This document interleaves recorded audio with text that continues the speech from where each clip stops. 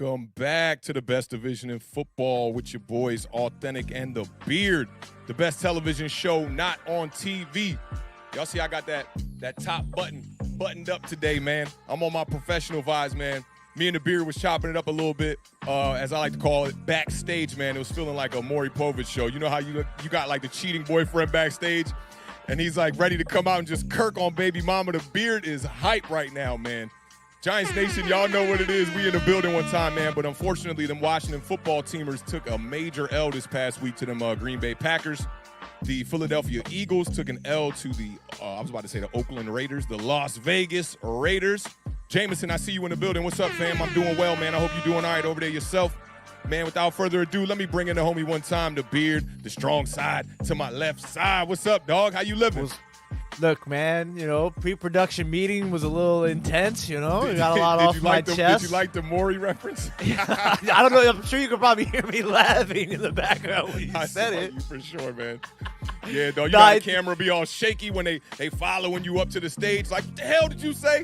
Yeah, I'm ready for it, man. Awthentik gave me a good therapy session, so I am appreciative of that. No, it was a tough one for me, but we did win again on our fantasy football team, Awthentik and the Beard, so that was dope. Facts. And then I hit with a terrible lineup. Yeah, I hit a same game parlay last night in Monday Night Football, so that was dope. That was a quick little $10 bet into $123. So I was nice. Yeah, so it was Alvin Kamara to score a touchdown, DK Metcalf to score a touchdown, Jameis Winston over 204.5 passing yards, and Saints win. So all of those hit. So it was a nice little parlay. Saints beat the Seahawks. Seahawks, yeah. It's 2 weeks in a row I called the Seahawks for the upset, and they lost by 3 points. Close. I'm just like, man, all right, I'm done with the Seahawks. I'm done with Geno Smith. No more banking on Geno Smith. Can't get it done, especially under the primetime lights. I think it was 2 primetime games, too. Yeah, it was. 2 primetime games. But big shout out to Awthentik. If you guys haven't been watching the parlay every Sunday morning at 11 o'clock a.m. Eastern Standard Time. Oh, yeah. Good call on Moreau and also name-dropped Kenyon Drake, both of which had good games. Drake? Yeah. Foster Moreau. he pulled in like 18 points, man, had an early touchdown, balled out, man. I banked on that because of that system. I just felt like Derek Carr's the kind of quarterback that's going to need to rely on his tight end, even with Darren Waller out of the lineup. So, yeah, that worked out in our favor. I don't think that was on our team, right? That was on my other team, I believe. I scooped up Foster Moreau. Yeah, you put him up on your other team for sure. Yeah, man. Quick little news about the New York Giants here. Y'all know David Sills, wide receiver who was promoted from the practice squad. He got waived today. 1 pass, 1 drop, 1 cut. You out of here. Kenny Golladay practiced today, and also we got the bad news that Jabril Peppers is out for the season with a torn ACL, which is going to be interesting, man. I know that a lot of people, don't like pretty much what Jabril Peppers has been putting out on the field this season because he's been struggling in coverage. But I do think he is the better viable option over what's my man's name, Julian Love. But Julian Love's going to have to step up. We're going to have to see a bunch of players step into that role and fill the shoes of Jabril Peppers. I'm hoping for a speedy recovery for him. This is the last year of his contract, too, so that's really unfortunate for him, man. He didn't put a lot of good game tape on the field this year, but we'll see how things move forward with Jabril Peppers after the season. Jamar Chase. Baller. Yeah, most game. yards by any wide receiver through the first 7 games, and he did it by like almost 100 yards. I forget the other wide receivers that were on there. Was one OG on there. Odell Beckham was on there, and your boy and Quinn, as you used to say back in the day, Anquan Bolden was on there as well. So yeah, Jamar Chase is balling out, and he's doing it with like a lot of yak. He's getting the long balls too, but he's also like catching the ball short, quick slant, breaking tackles like he did against the Ravens on Sunday. That one touchdown he had, man. Yeah. That was crazy because it was like 3 defenders, and he just hit the little spin move, boom, gone. And they did all that in Baltimore. Cincinnati, I think, I think it's time that we take some serious consideration into Cincinnati. They're the number 1 seed right now in the AFC. Yeah, and I don't think it'll last throughout the whole season, but I do think that they're going to find their way into the playoffs somehow. AFC is always tough, but I think they'll find their way into the playoffs, sneak in as a wild card probably. Once teams get a little bit more tape, and now Jamar Chase is a threat, I think you got to, play that a certain way. Now, you can't just be putting single coverage on him and stuff like that. You're going to have to look at him as somebody you got a game plan to stop for sure. Yeah, and it'll be interesting to see if that kind of opens things up for T. Higgins because, he was hurt for a few weeks and then he came back this week. The crazy thing is he was like, I want to say he smashed in targets compared to all the other receivers in that game too. So, it's only a matter of time for it. Just to have those type of weapons is crazy. But their defense is playing really well too. Yeah. Logan Wilson, who we mentioned on this show a couple of times, linebacker, he missed all of last year. But he's been playing lights out football. I want to say he's second in the league in interceptions right now behind Trayvon Diggs. And then the Tennessee Titans. This is what's so crazy about football, right? So the Tennessee Titans lose to the Jets and then turn around and beat the Buffalo Bills and the Kansas City Chiefs in back-to-back games. Yeah, and they're that kind of team, man. If the running game is clicking for them, then everything else can be clicking for them. I'd look for the Titans to make their way into playoffs deep too, man. They seem like a team to definitely be reckoned with.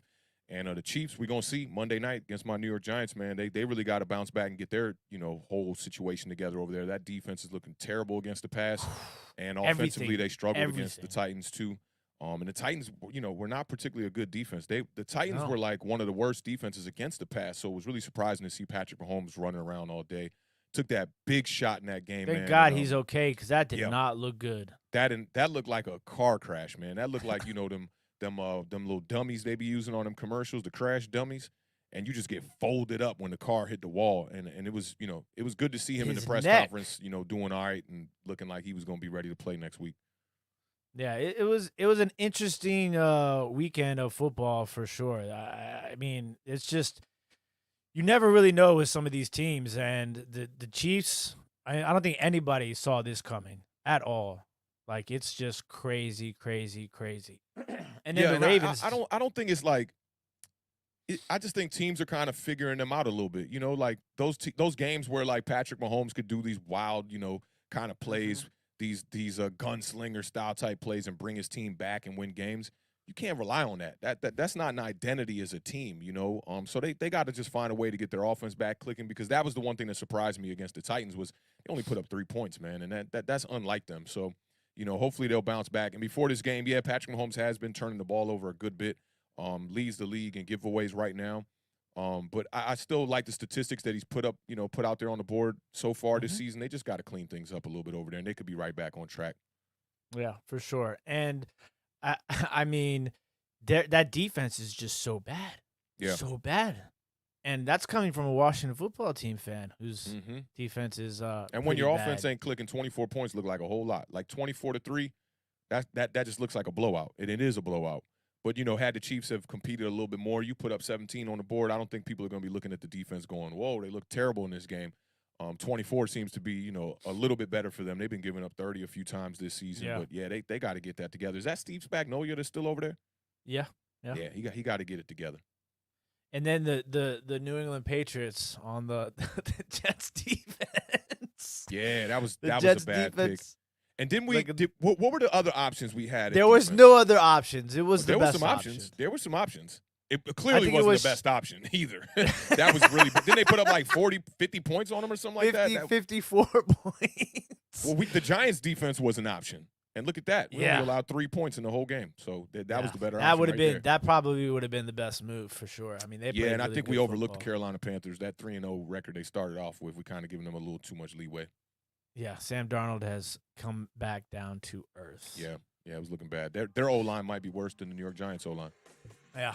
So let's go ahead and shout out the people in the chat. We appreciate everybody who is joining us right now, as always. Big shout out to Jameson, who is first in the building today. He is excited for his Atlanta Braves. I was literally going to say, what's the over-under? Jameson talks about the Braves in the chat today. we hit that over before we even went live. Before you started, right? Shout out Jameson one time in the building, man. Big shout out to David in the building. I know he's up, been working a lot, so it's great for you to be able to catch a show. We appreciate you stopping by for sure. Nash is in the building. Says what's up, Sucks Nash? Peppers is out for the year. That's 3 team captains on the Giants out for the year. That's tough. That's super tough, man. That's a good point you bring up there, too. I'm not sure if Nash is a new visitor to the channel, man, but, hey, welcome to Awthentik and the Beard, man. Welcome to the fan, bro. Appreciate you pulling up. For sure. Die Hard Giants fan is in the building. What's going on? Double Easy is locked and loaded. Hey, Double Easy, quick story about Double Easy today. He sent me a link to him and his son doing like this rap song, and it was like all about his 4-year-old son, using the potty. Hilarious, yo. I might have to share that one on my Twitter, Double Easy. You gotta let me know in the DM if it's cool for me to share that, man. Hilarious, yo. And y'all did a good job rapping. I hope Poopy Time gets a shout out. Yeah, he got it. You got the Poopy Time shout out, and I didn't even see that. Yo, it's hilarious, bro. Hilarious, yo. Big shout out to the homie Waterfly, always holding us down in the chat. We appreciate it for sure. And Sunday is in the building. Another one of our day one moderators holding us down. Hey, Sunday low-key might be the most important person in the whole Giants community right now. She hold down all the links, all the mods. She's doing moderating on everybody's channel. She's in the chats, encouraging likes, encouraging subs. Sunday's like the best friend that you don't have. You know what I'm saying? Like, you need that best friend to always be like, yo, you got this. You could do this, bro. You got this. You got that. So salute to Sunday, yo. We appreciate you in the building as normal. Big shout out to Lax044. Oh, by the way, shout out to Awthentik and Entertainer for another classic Giant overreaction episode yesterday. If you guys haven't seen it, the link is in the description of this video, so make sure you guys check out that Giant overreaction with Awthentik and Entertainer. It was a crazy, crazy stream. We broke Awthentik in the Beard records. I think we got up to 240 people in the chat was the high at one time, wild.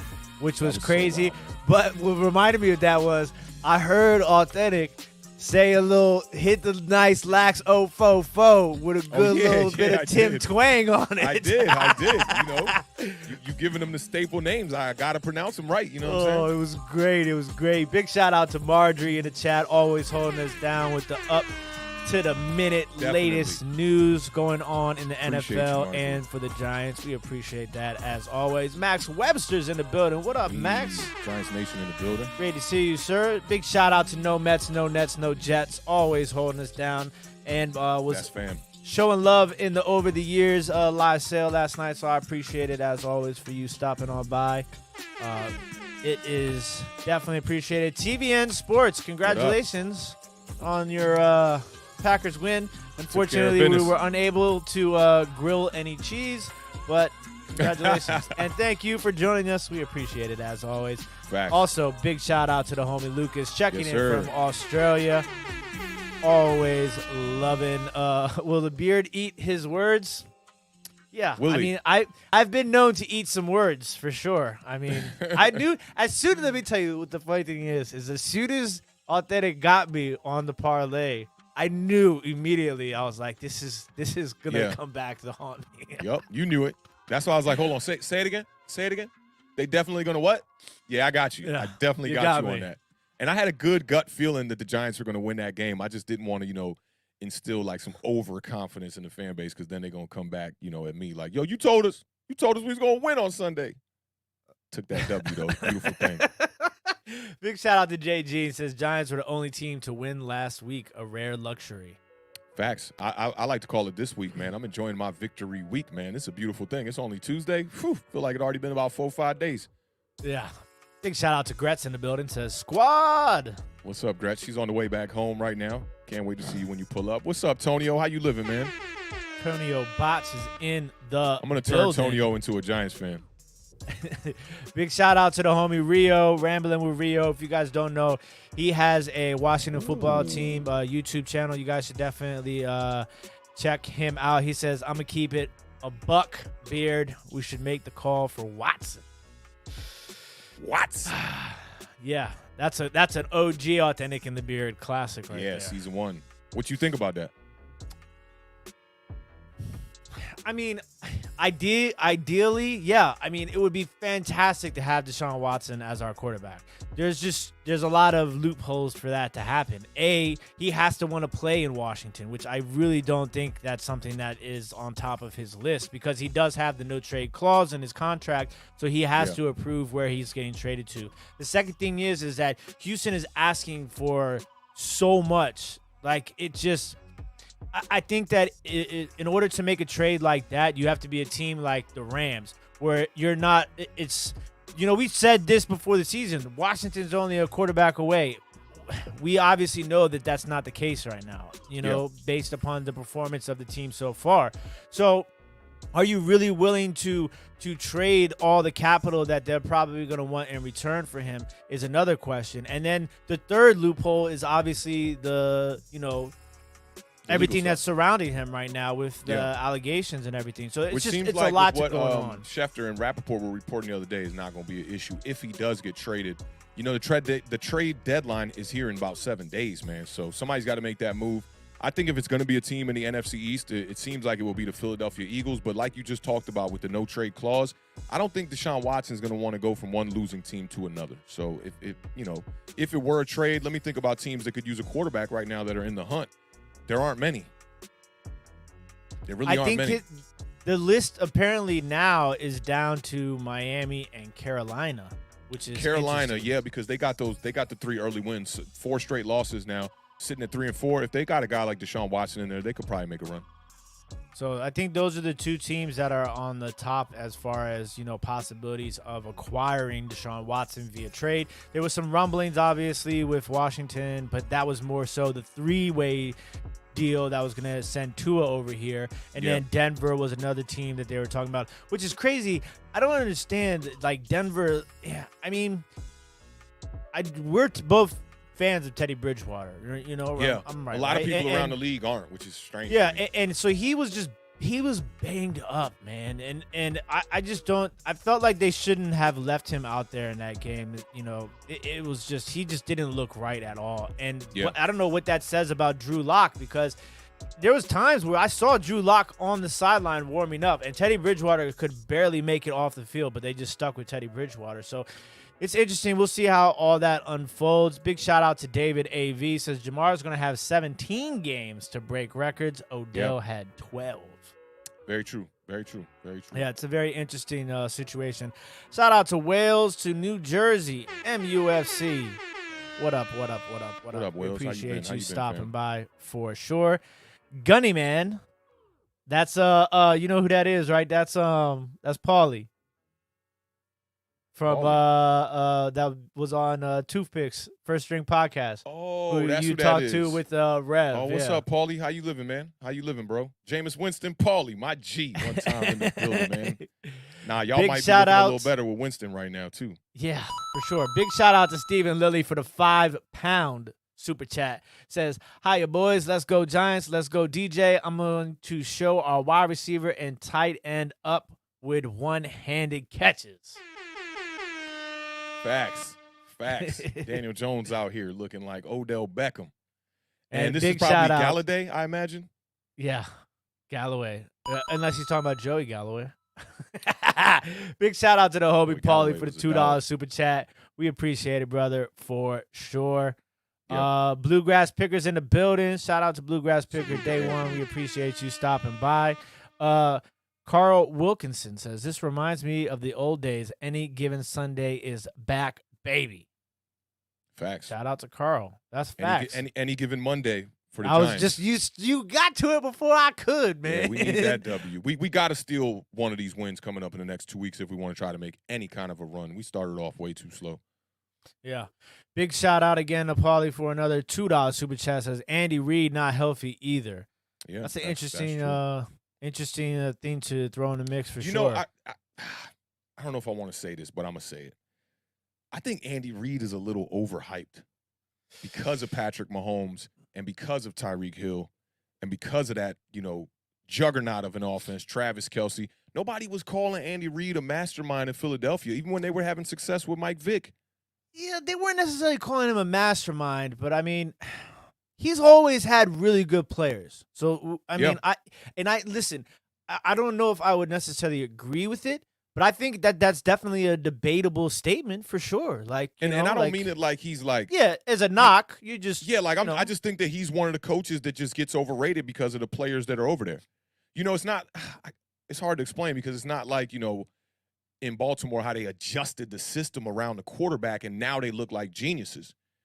Andy Reid been running the same thing he's been running for real, and now he got more power to do it. It looked better, but now when it comes back down to earth, are we going to, discredit Andy Reid the same way that we were putting him up on that pedestal is what I'm curious about. Yeah, and it's interesting how that works for players and coaches. Like where it's like you give these players who are like out of this world tons of credit, right? But more times or than others, those same players don't get the same amount of flack as when they're performing bad.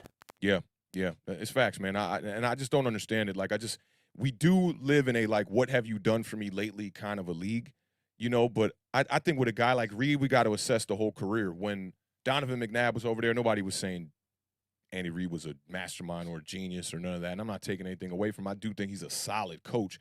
But are we going to put him up there with the likes of somebody like a Sean Payton, McVay right now? Some of these statistics that these coaches have been incredible, and they don't have half the talent that the Kansas City Chiefs have on offense. So, I mean, it's just something to think about.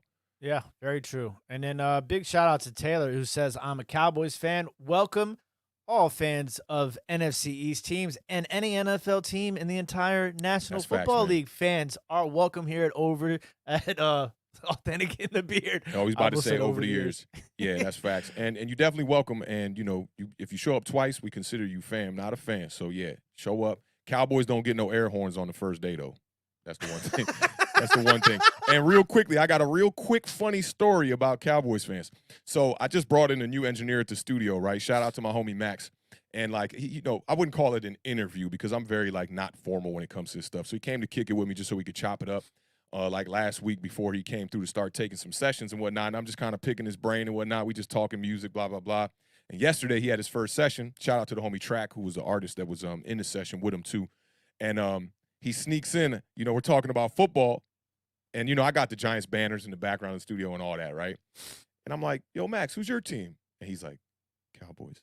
I'm like, oh, man, you waited until at least 3 meetings before you told me you was a Cowboys fan. Smart move. But shout out to the homie who pulled up, man. You're welcome, man. Welcome to the family over here at Awthentik in the Beard, brother.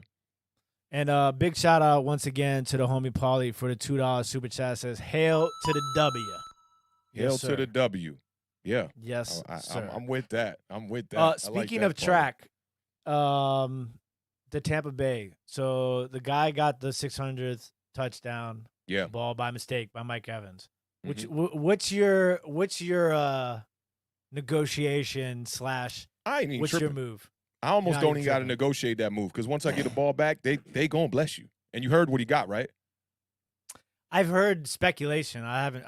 They came out and said what he got. So he got like a bunch of money towards the fan shop. $1,000. So it was $1,000. You tell me you heard. Come on, man. Well, no. I heard speculations. I heard that he got $1,000 for the fan store. He got the Mike Evans cleats signed, Mike Evans jersey signed, Tom Brady jersey signed, and season seats, 2 seats for the rest of the year. It's not bad. Yeah. Did you hear what the estimated value of that ball would have been had it had gone to auction? $500,000. $500,000. Wow, that's major. So yeah, they were like, big shout out to Ref the District in the building. Another really dope Washington football team channel. They actually just released a video with the interview for Renee Washington, which is up on their YouTube page, and it's definitely something that you guys should check out. Don't even have to just be a fan of the Washington football team, but she's like one of the hardest working people in the biz, so definitely a dope interview. Go check that out whenever you get a chance. Shout out to everybody in the chat. We appreciate all the love, all the support. We got another $2 super chat. Paulie says, I'm here to stay. Get used to me. Hail to the W. Oh, that Appreciate W. It, Paulie. That W. Oh, okay. Yeah. I thought you were talking about hail to the win, Paulie. You talking about hail to the – that should be a HTTL for real because y'all been taking them L's lately, brother. But best of luck to you and that Washington football team moving forward. Who y'all got next week? Denver? Yeah, it might be a W for you, actually. Hail to the W, man. Shout out to homie Paulie one time, man. We appreciate your presence in the building. Make sure y'all go check out Toothpick.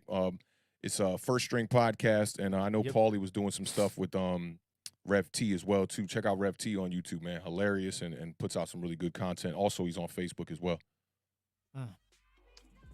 Here we go. All right, man. Oh, 1 Bitcoin is worth $65,000 as far as today, so 500,000. 500,000 or 65. Yeah.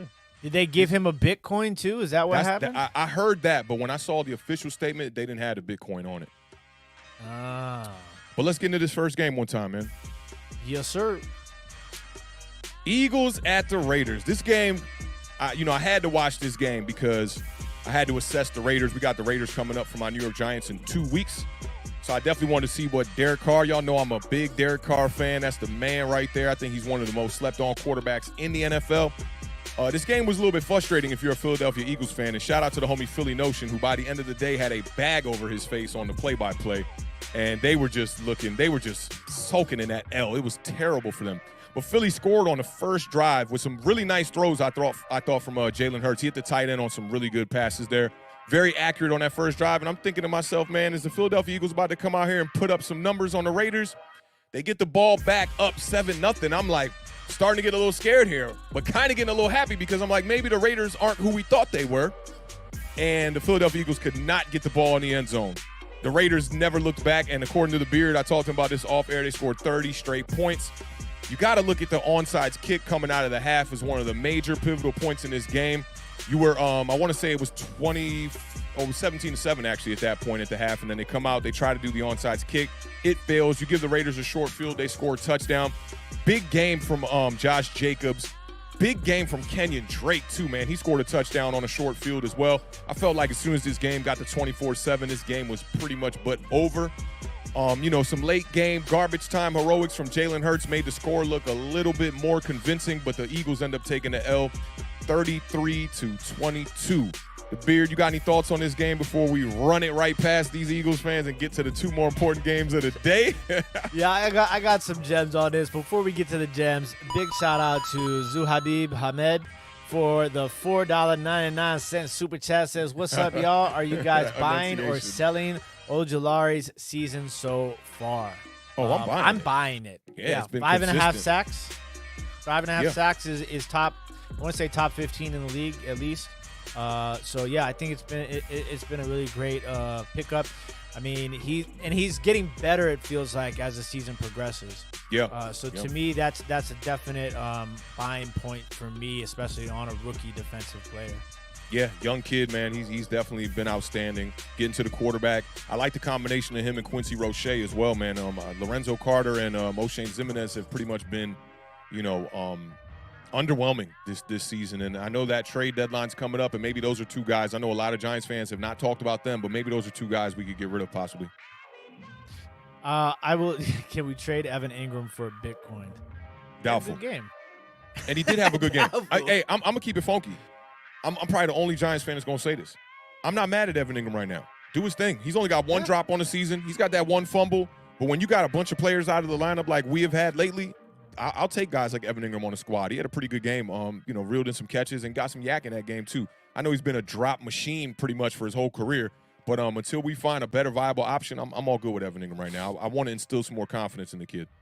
Yeah, for sure. And he definitely, in a game where everybody was basically out, he stepped up and had a good game for you guys, I thought. Yeah. Eagles, Raiders, Miles Sanders. Oh, man. I was all over Miles Sanders in this game. Yeah. And he looks good out the gate. I was like, okay, they're feeding him the rock early. And then he got hurt. Which was unfortunate. It's an ankle injury, right? Yeah, ankle injury. And Gainwell came in and played fairly well once he replaced him. And then Boston Scott got some touches also. I felt like this kind of bothers me sometimes with coaches. Like, it's okay, so you have a backup running back or a backup wide receiver, tight end, quarterback, whatever, okay? And you have this game plan ready. And then once that starter goes out, it's almost like you're scared to give the rock to the backup in the same way that you were doing it to the starter.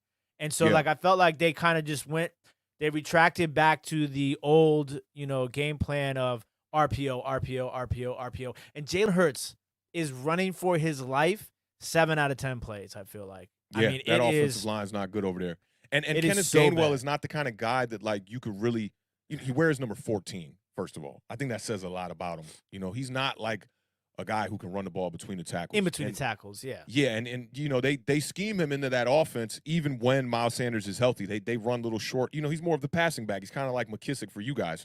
Yeah. So when Miles Sanders goes down, it's tough for them to rely on him. And Boston Scott ended up getting more carries than him in this game too. And I think that's why. It's like Boston Scott is probably the better option to go between the tackles. So I mean, I would have loved to have seen that from them. Like I'm not necessarily saying Gainwell, because Gainwell had a good game at what he does, but Boston Scott. I mean, if you're gonna give one of them the carries between the tackle, just give it to somebody. Let's run the ball. But they just went right back in that first drive. You saw the ratio of play calling from pass to run and run to pass, and it was effective. And then they scored on that drive, and then it just kind of like all went downhill when they decided to change that game plan. And then, like you said, the onside kick coming out of the half, it just, I mean, that's one of those things where it's like, if it works, it's a great play. It's silly. If it doesn't work, silly. it's a horrible. You got to do play. that when it's unexpected, because they were down 17-7 at the half. They go from trying to really put their foot on the Raiders' neck and go up 14-0 to being down at the half 17-7, and then you can't come out and do an onside kick in that situation. You want it to be unexpected when you try that. Two teams have tried that this year. I think the Miami Dolphins tried it a couple weeks ago. It's just not a smart play. And Derek Carr, I mean, what can you say? The dude lit it up. I mean, he literally lit it up. He had a 91.1% completion percentage, which is the second best single game completion percentage in NFL history, with at least a minimum of 30 attempts. Oh, with a minimum of 30, yeah. Wow. Yeah. The only game better than that was Drew Brees, who I believe was like 94 completion percentage in a game. So second best. He completed 16 straight throws in that game. Yeah. And he threw to 9 different people, caught the ball, wide receivers, tight ends, and running backs. And it's just, there was no pressure on him whatsoever. He was able to just dice things up, and the backups for the Raiders stepped up, like we talked about, Kenyon Drake, Moreau. I mean, both of them. Which Drake is kind of like, if I could have any backup running back in the NFL, he might be the one. Or Chase Edmonds, maybe. And it's crazy. They both got ties to the Arizona Cardinals. But, I mean, Kenyon Drake, he just runs tough. He just runs and then you can utilize him in the passing game. He can catch the ball. Mm-hmm. He can do it all. So, I mean, and what's crazy, he let Josh Jacobs obviously got hurt in this game. He had a touchdown. Drake comes in, leads the team in rushing. He scores a touchdown. Darren Waller's out. Moreau steps up, leads the team with 60 yards receiving, scores a touchdown, has 6 catches. So, I mean, and Jalen Hurts, once again, has to do everything. He's the leading rusher. He's the leading passer, and just there was some really nice plays that he made, too, on the run. Devonta Smith had a couple of really nice catches on the sidelines. Jalen Reagor had a big catch. A lot of those were late in the game, too, when Raiders were in prevent defense, too. They were running a lot of deep comeback routes that were working with Devonta Smith. Yeah, so, it's tough for the Eagles. You can't win football games if you're playing defense like that. I mean, literally no pressure. Carr's just slicing you and dicing you. There's no run game offensively. It's a bad recipe, and I feel like it's a recipe that a lot of these teams in the NFC East are having, for a majority of this season so far, minus the Dallas Cowboys. So I got to put a lot of this one on the coach, though. Somebody, it's just head scratching plays. Yeah, Sirianni is just. And he's not calling the plays now, I feel like, right? I feel like he relinquished the duties of offensive play calling, I think. But he's just been struggling, man. Like, you can't come out the half. You literally are shooting your team in their own foot, like when you kick that onside kick. You're looking at a 2-score game, 10 points, which is the better end of a 2-score game. You can get back in that. Even a field goal on your first drive, if you can come out, get a stop, and get a field goal, you're right back in that game with a 1-score game. But then now you allow them to drive down and get a touchdown. You give them the short field. You already made major mistakes in that first half. I know Miles Sanders going out is going to hurt your offense, but Sirianni hasn't been giving them the ball all year anyway. In a game where we're looking for you to make up for the mistakes that you've already made pretty much in the past 3 to 4 weeks, you do bonehead stuff like kicking onside kick to come out of the half. I think he really didn't give his team a shot. And then, we can look at that the fumble that Jalen Hurts had late in this game. For them to only lose by 11 and you kick that stupid onside kick, I mean, not to say that the Eagles were really in this game at any point, but the Raiders did allow them to hang around. And when you got a big lead like the Raiders had, it's very easy to just get in that coast mode and just be like, all right, we need to kill clock and just kind of end this game.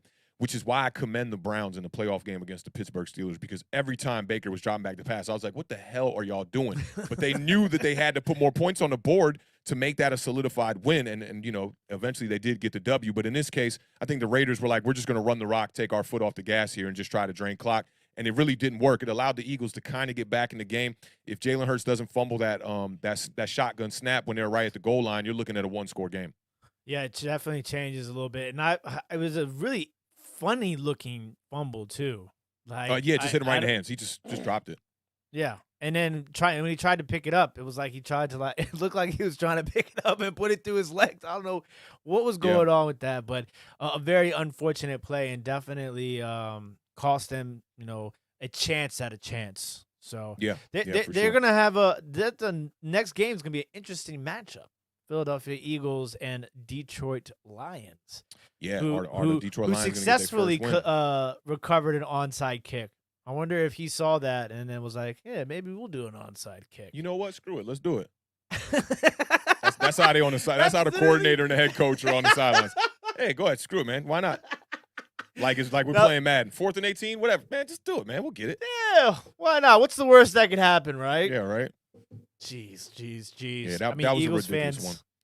It's going to be tough, but listen, I'm still riding high on Jalen Hurts as a quarterback future-wise in the NFL. He's just got to correct a couple things, man. They got the mechanics, number one, man. Like seeing that QB school video, breaking down the mechanics. There's so many things about the quarterback position that I learned from watching videos like that, man. Like one of the things that JT O'Sullivan was talking about with Jalen Hurts was that his feet be angled dead down the center of the field, so then when he has to make throws to the outside when he's going through his progressions, then he has to do that hop step, which is wasting time, for him to get the ball out. So it's all about just having your feet in the right position when you're getting ready to throw. I think that's a lot of it to do with Jalen Hurts. And then the playmaker ability, I really like it. I think he's the kind of quarterback that can put the team on his back and go out there and get victories, but he needs help, man. I think that Eagles fans were a little bit too optimistic this year. I talked about it on Twitter at the beginning of the year. I remember people saying Eagles could get 10 wins. 9 wins. Some were saying 11 wins. And I was just like, where y'all seeing this? I get it with Washington and I get it with the New York Giants because defensively last year we were really good teams, and we made moves in the offseason to bring in pieces for the offense. Y'all went out there and got Curtis Samuel. I know he's been banged up this whole year pretty much, but we thought he was going to be a pivotal chess piece for Ron Rivera in that offense. And the Giants, we just went out there and got pretty much everybody. We upgraded in the draft. I can't forget about Diami Brown for you guys, too, that y'all got in the draft as well. Looking for him to play a major role, too, like we were with Kadarius Toney, Kenny Galladay, Kyle Rudolph. The list goes on. We thought we were going to be an upgraded team. So even though I picked 9 wins at the beginning of the season when a lot of content creators were saying 10 wins, maybe 11 wins, I could see where they could see that. But with the Eagles, I never really saw it on the roster, man. Their number one wide receiver from last season is not even there. He's like on the practice squad right now. Yeah, did we both say 5-12 for the Eagles? I think so. Let's pull that up before we move on to the next game. Do we still have that one? Yeah, I still got it up here. Yeah, 5-12. And I think this Lions game coming up is going to be really important for them. Like if they lose that game, just it's a wrap for them. It's over. Sitting at 2 wins though, man. They still got the same chances as the New York Giants and the Washington football team. We're all sitting at 2-5 right now. It is not looking good for that 10-7 prediction for Washington. Yeah, me either though, man. That 9-8. That 9-8, we gotta win one of the next 2 for us to try to get to that number. That we got to go 8-2 to get to my 10-7 prediction. 8-2 in the last 10. Good luck turning that around, bro. Thanks, buddy. That's gonna be crazy. That is gonna be crazy. All right, well let's get into the next game and why everybody's here. The only team to win in the NFC East. Shout out my New York Giants. Y'all know what it is. Giants Nation is in the building. We got 58 one time in the chat right now. I was playing this beat a lot during the entertainer Giant overreaction we did. So the New York Giants upset the Carolina Panthers 25-3 on Sunday afternoon at MetLife Stadium, largely on the back of quarterback Daniel Jones Jr. I had to throw that out there. Jones completed 23 of his 33 pass attempts for 203 yards and 1 touchdown. And I think the statistics don't say as much as he really did, man. In pivotal moments, he really put his team on his back in that second half and took us to a victory. He also had 8 carries for 28 yards, and he hauled in that 1 impressive reception for 16 yards. The Giants moved to 2-5 in the NFC East as they prepare for their Monday night matchup against the struggling Kansas City Chiefs and the overrated Andy Reid. Just a couple little things about this game real quick, man. Panthers scored on the first drive, and to me, they had the formula coming out the gate that I thought was going to beat the Giants, which was rely on Chuba. Get the ball in the hands of your running back. But for some reason, Matt Rule and that offense got away from that, I think, and that's when you got to see Sam Darnold seeing a bunch more ghosts like he was back in, I'm going to call him New Jersey because the Jets don't represent New York. I don't care what nobody says. No disrespect to nobody in Jersey right now. But Sam Darnold, man, terrible game. And I thought that the Giants had the worst offensive line in the league, but the Panthers clearly showed us that that's not the case. That offensive line, I don't know who was playing left tackle for them, but it was like we were just walking by him. James Bradbury had the interception, I thought, that sparked, this kind of rally by the New York Giants because this game was mainly 5-3 the whole time. Whole first half, I'm looking at it like, man, this one of them games where we going to allow them to hang around and they're going to come back at the end. So I didn't get too hyped. I had some party festivities over here, and I didn't want to crack the beers open too early or nothing like that, so I had to wait till we were really in charge of this game. Another key point was Daniel Jones' catch, which I think that Jason Garrett called a fantastic game plan. He did what he had to do to get the ball into Daniel Jones' hands, into open space. We started the game out the gate with a RPO or a read option, and Daniel Jones gains like 10 yards on the play. But this is the one thing I think, and I wanted to chop it up with you about this too. I think that the New York Giants got to stop running Daniel Jones so much because he looks like he's not taking the hits well. When he's getting tackled, I'm seeing a guy out there who we already know he's been hurt one time in every season of his 3 seasons already. And I think if you're looking at Daniel Jones like how I am as a viable option to be the Giants franchise quarterback, I'm not going to call him a franchise quarterback, but to be the Giants franchise quarterback, you got to kind of keep him out of harm's way. I know we're trying to put W's on the board and stuff like that, but seeing him take so many hits and take so much punishment for me is not what I would like to see out of the game plan. Too much of this game plan is revolved around Daniel Jones running the ball because the Giants don't have a second option at running back like I've been talking about all year, but I kind of want to know your thoughts on that too. I agree, yes, to a certain extent. It's just kind of funny because I'm just having flashbacks of our pre-production meeting and what my thoughts are about certain quarterbacks running the ball. Oh, yeah. And, I know. So I have to tread lightly here on this topic of discussion. I mean, it's. Oh, yeah, because you don't want to mess up some of your points later in your game. Well, not even just that, but because, sometimes I do have to eat my words, as somebody, I believe, said earlier. And it's interesting because of that conversation that we had. And then when you talk about Daniel Jones, it's like I almost have to backtrack on some of my words about Taylor Heineke, and Yeah. I wonder if that has a lot to do with the word that you said with franchise, because maybe I'm so hard on Taylor Heineke running the ball and not being scared and diving for the touchdown because I'm not looking at him as a franchise quarterback. And Most because definitely. That's half of it right there, I'd say. Yeah, and that thought never even crossed my mind until you just brought up this topic of discussion, and I think that probably has more than half maybe to do with it. And so to answer your question, yeah, I think you have to be a little reluctant with the play calling, and it's like this. It's so hard to balance because it's like you got you had this mentality, and this is probably a mentality of mine when I'm in my major fan mentality of you do whatever you got to do to win the football game, right? Yeah, but then and that's you how have you get to hurt. Exactly. And so, you have to kind of think about it long term. You have to think about it as a business, and so, yes, you have to be able, if you believe Daniel Jones is this guy, you got to do what you have to do to protect him for the future.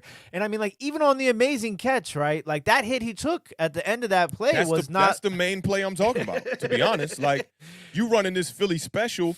Who was that? Dante Pettis that threw the ball there. He had to get the ball out a little earlier than he wanted to because the play looked like it was kind of like the defense reacted a little bit faster than the Giants had expected. You want your quarterback to be wide open on that. I mean, they have ran it with Tom Brady before. You know, we saw Tom Brady do a Philly special one time. But I just think at the same time, it's like you see Daniel Jones take that hit. Yeah, he makes a spectacular catch, but he gets smacked in the back of the neck. You know, I don't want to see that from my quarterback. And then if he gets hurt, you know what's going to happen. They're going to blame Jason Garrett. Why are you running a whole reverse pass in the first place and all that, right? It's just like, you know, I can take it back to the Saints game. You know, Daniel Jones runs over that linebacker. I forget homie's name for the Saints. Everyone's all impressed, like, yeah, you know, you're pumped up, right? But then when Daniel Jones tries to run over, who was that? Jalen Smith, I think it was, or no, he's a rookie. It's a rookie for the Dallas Cowboys that smacked him and knocked him out. No, it wasn't Michael Parsons. It's another rookie over there. I forget his name. But he's the one who posted the thing on his his stories and whatnot. But you know, when Daniel takes the smack and he gets up and he's looking like he had 8 shots of Jameson, I'm like, yo, why y'all running that play? So it's damned if you do, damned if you don't at the same time. So for me, it's like you got to have balance. Like I don't want. When we were talking about the Eagles game just now, there was one thing I wanted to say that I didn't say. The recipe for disaster is to have your quarterback be the leading rusher and the leading passer on the team. You don't want that. Go out there and find yourself a viable running back, which brings me to a point that I had at the top of my notes for this show. Why ain't nobody pulled the trigger on Darius Geis? I saw your tweet about that. I don't know.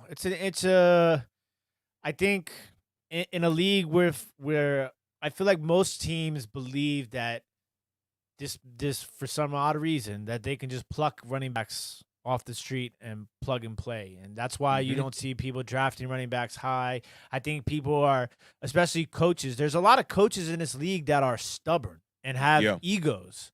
And they think that it's the scheme and it's not the player. You know? So I think that has a lot to do with it. And then just the combination of his history, behavioral and off the field, and mix that with the combination of that cleared him, you know, and the NFL says he's cleared to play.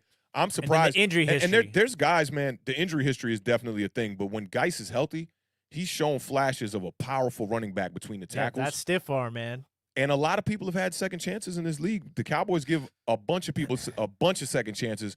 One in particular being, what's homie's name? Lael Collins. I don't know if you know the story about him coming out of college, but he was the main suspect in a murder investigation. That's why his draft stock fell from first round to being undrafted. And then the Cowboys went out there and pulled the trigger on him. I believe he was at LSU. He was one of the best linemen coming out that draft.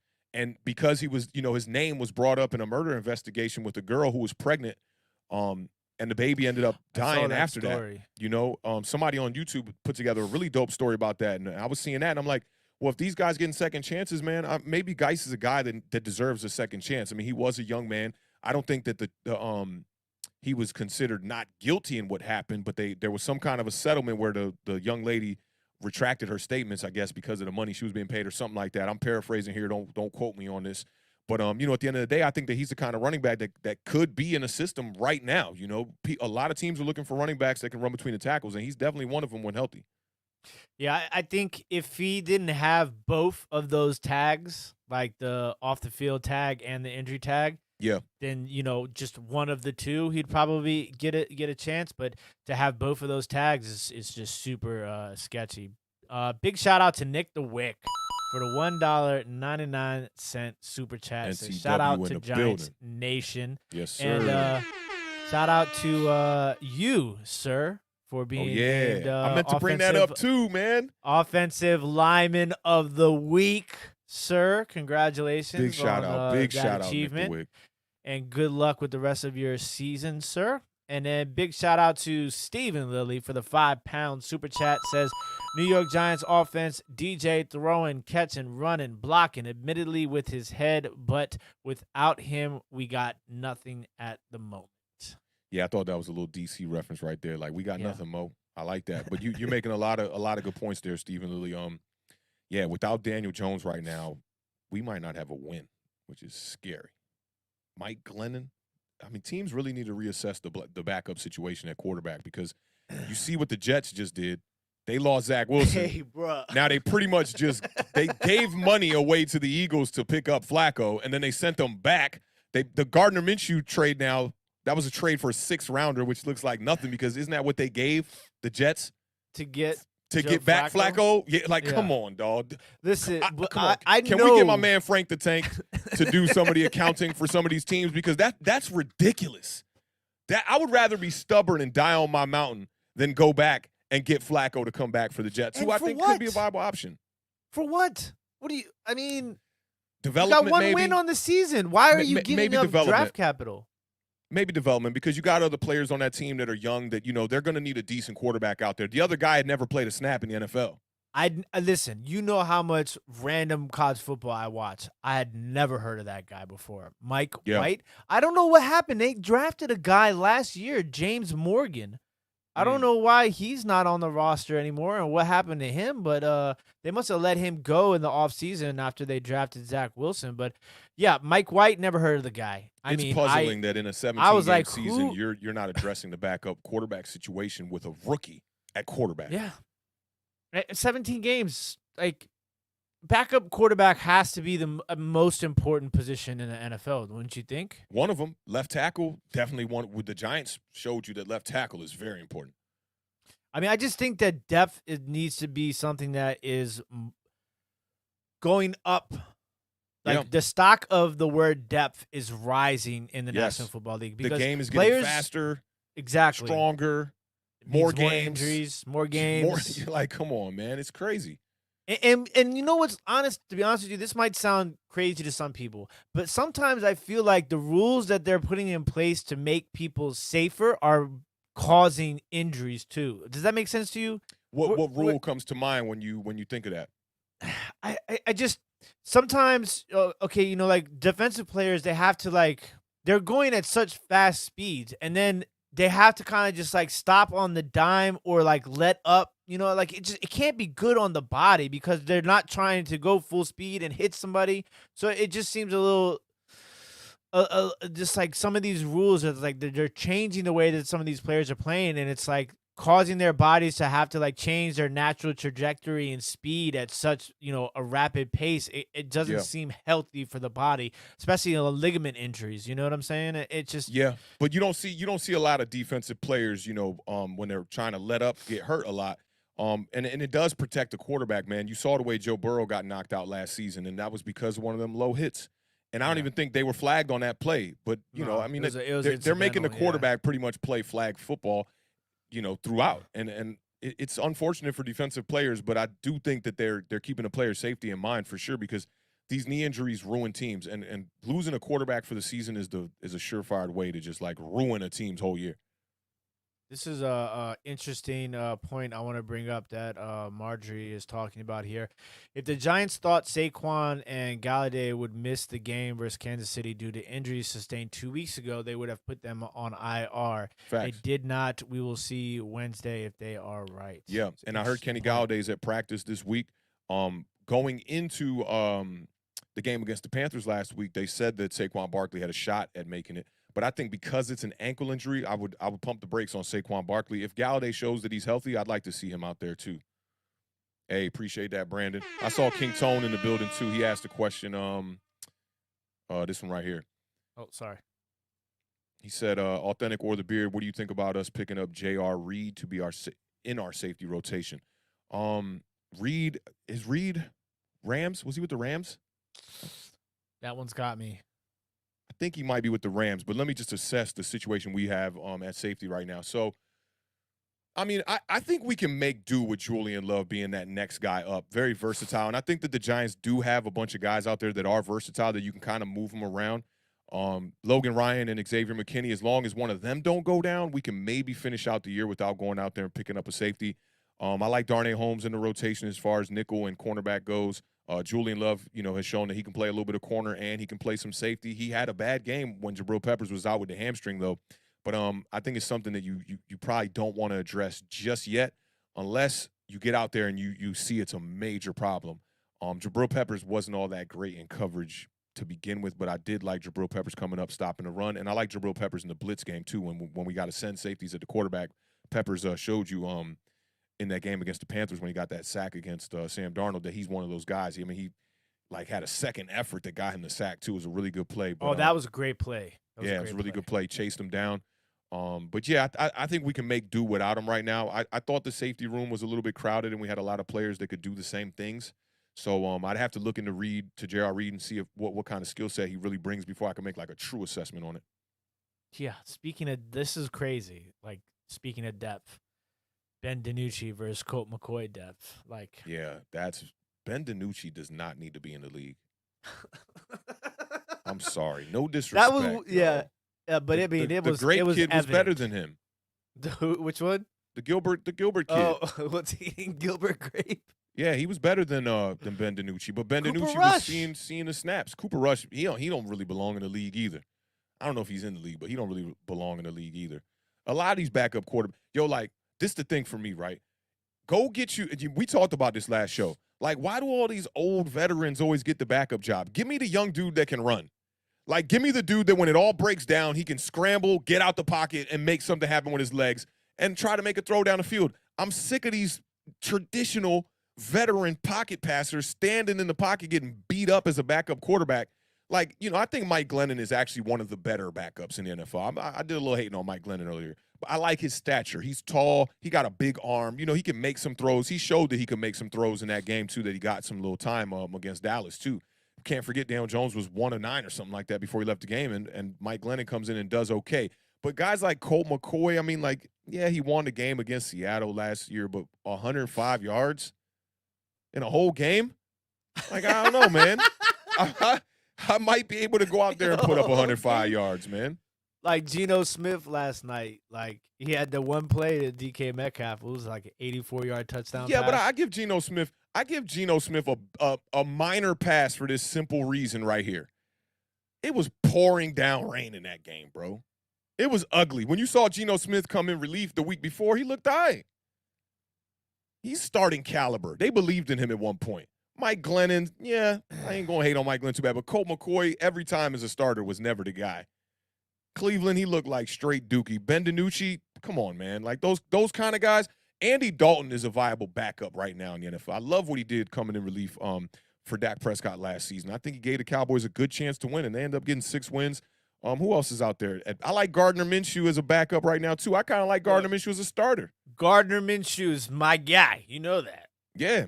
Stash. I would have loved to have Gardner Minshew in Washington right now. Y'all should have pulled that trigger. They gave up a 6th-rounder to get him. That's nothing. That Gardner Minshew in Washington would have been perfect. I'm not going to go that far because Gardner Minshew has a lot of the deficiencies in his game that Taylor Heineke has. He don't got that strong arm. He's got mobile. A stronger arm than Heineke. But it's still not a strong arm. Tua has a stronger arm than Heineke. It doesn't show up in games, And I think Gardner Minshew is less mobile than Taylor Heineke.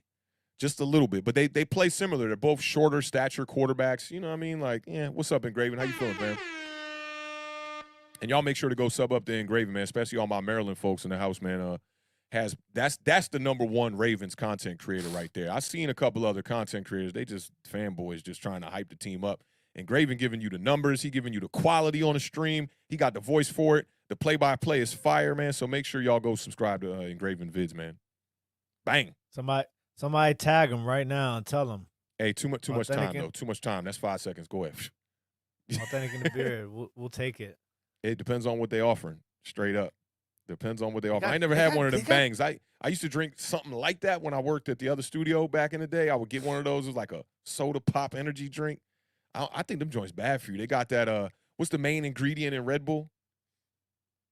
Just don't got all that, though. I forget the name of that ingredient. I can't remember the name. Benzonite? I don't want nothing with no benzonite in it. This what I'm drinking? Benzonite? I like the Celsius, but it's hard to find them around here. They're good. They're not as like energy. The bang. Yeah. Shout out to Engraven, man. I see Hit Squad Productions in the building. Oh, there it is. Taurine. Taurine. Yeah, and I think it's spelled a little different than that waterfall. I think it's Taurine. I don't mess with that Taurine. One time I was in L.A. with Mike Swan, and we had a real long night. I don't know if it was the drinking or not, but we had a real long night, and I woke up the next day. I had like a 20-ounce Red Bull, and I was just, you wake up in the middle of the night after a dehydrated night of drinking. I was super thirsty, so I just went, grabbed a Red Bull, and I crushed like 3/4 of that joint. When we ended up going out to get lunch at a restaurant like around 1 p.m., man, I was dying. I had to go back in the car and lay down in the back seat, bro, just dying. Like a sickness I've never felt in my entire life. So ever since that day, I stay away from the Red Bull, man. Tom had blessed me with like a whole case of Red Bull over here, and I was just like telling clients, y'all want Red Bulls, man? Like, you drink that. I ain't drinking that.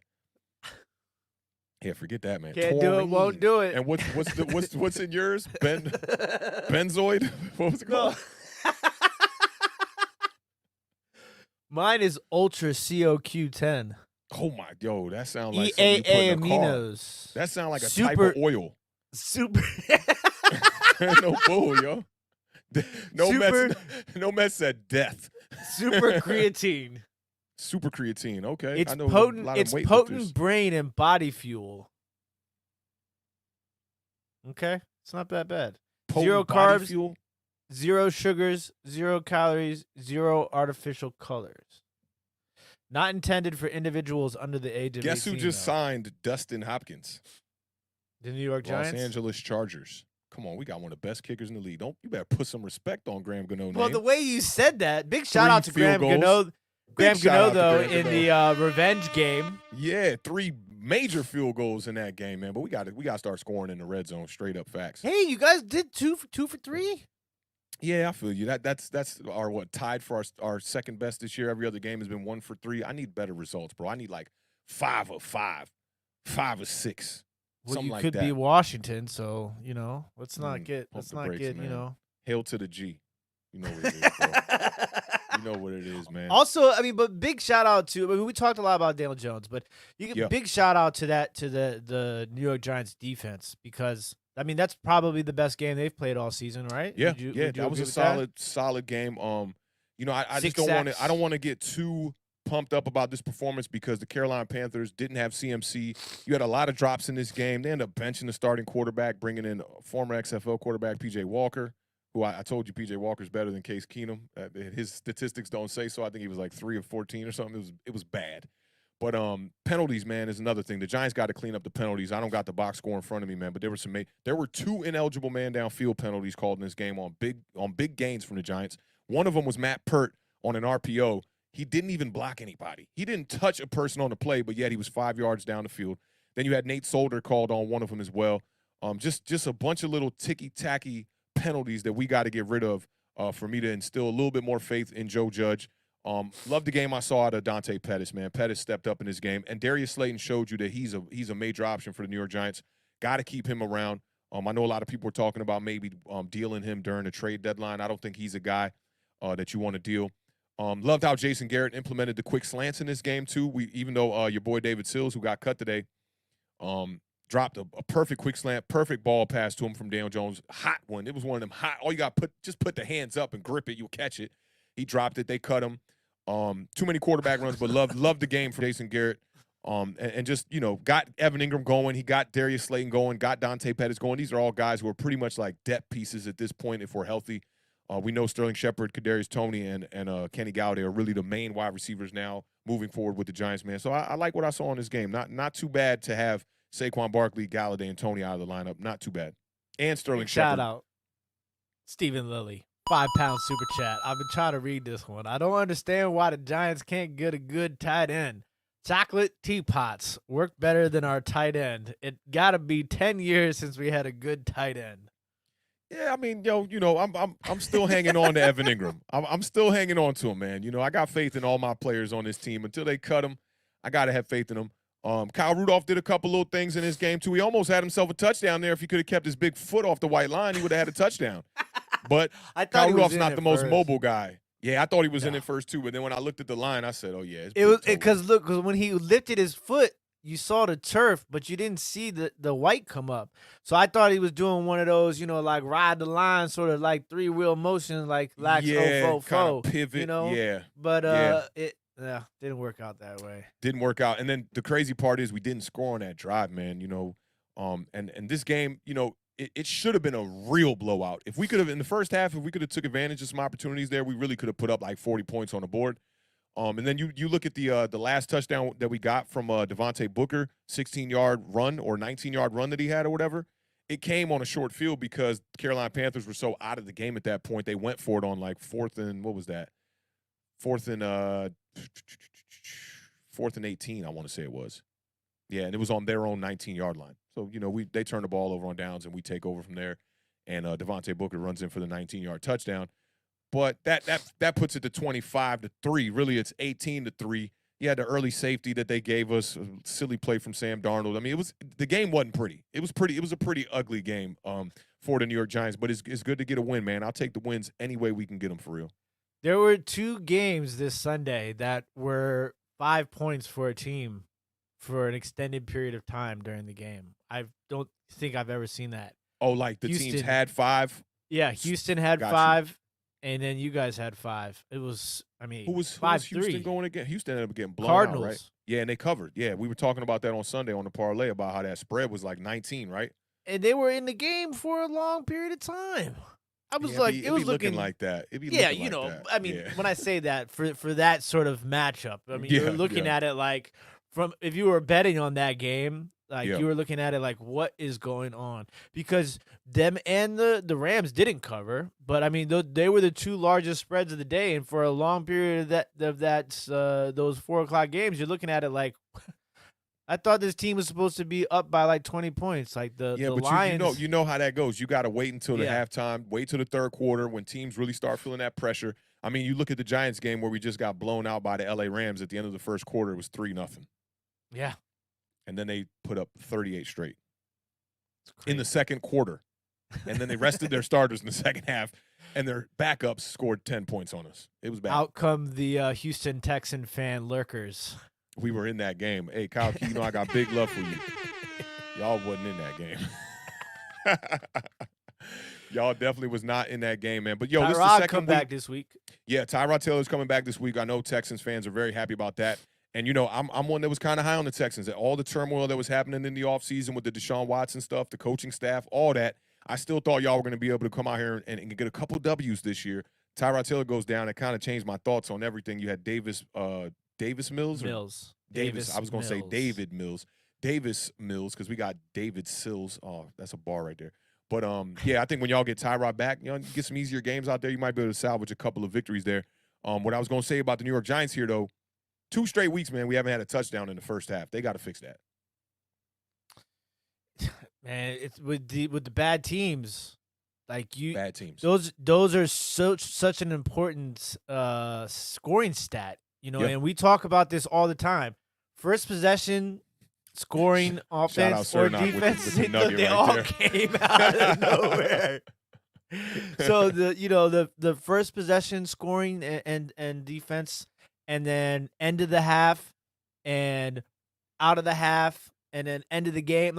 Just those sort of timing where it's like if you're a bad team, you can't allow teams to score on the first possession and right before you go into half, and then you can't afford to not score during those possessions also. So it's just it's tough. It's tough. And shout out to the Giants defense because this is, I believe, is the first game that they didn't allow a score going into the half. So shout out to the defense. They played a really good game. I hope they can keep this up, man. Sometimes you just need momentum. You need to play with confidence. And when you're getting your butt kicked around on defense, it's hard to play with confidence. You double, you're second guessing your assignments and stuff like that. Especially when you're in the secondary or if you're a linebacker in coverage.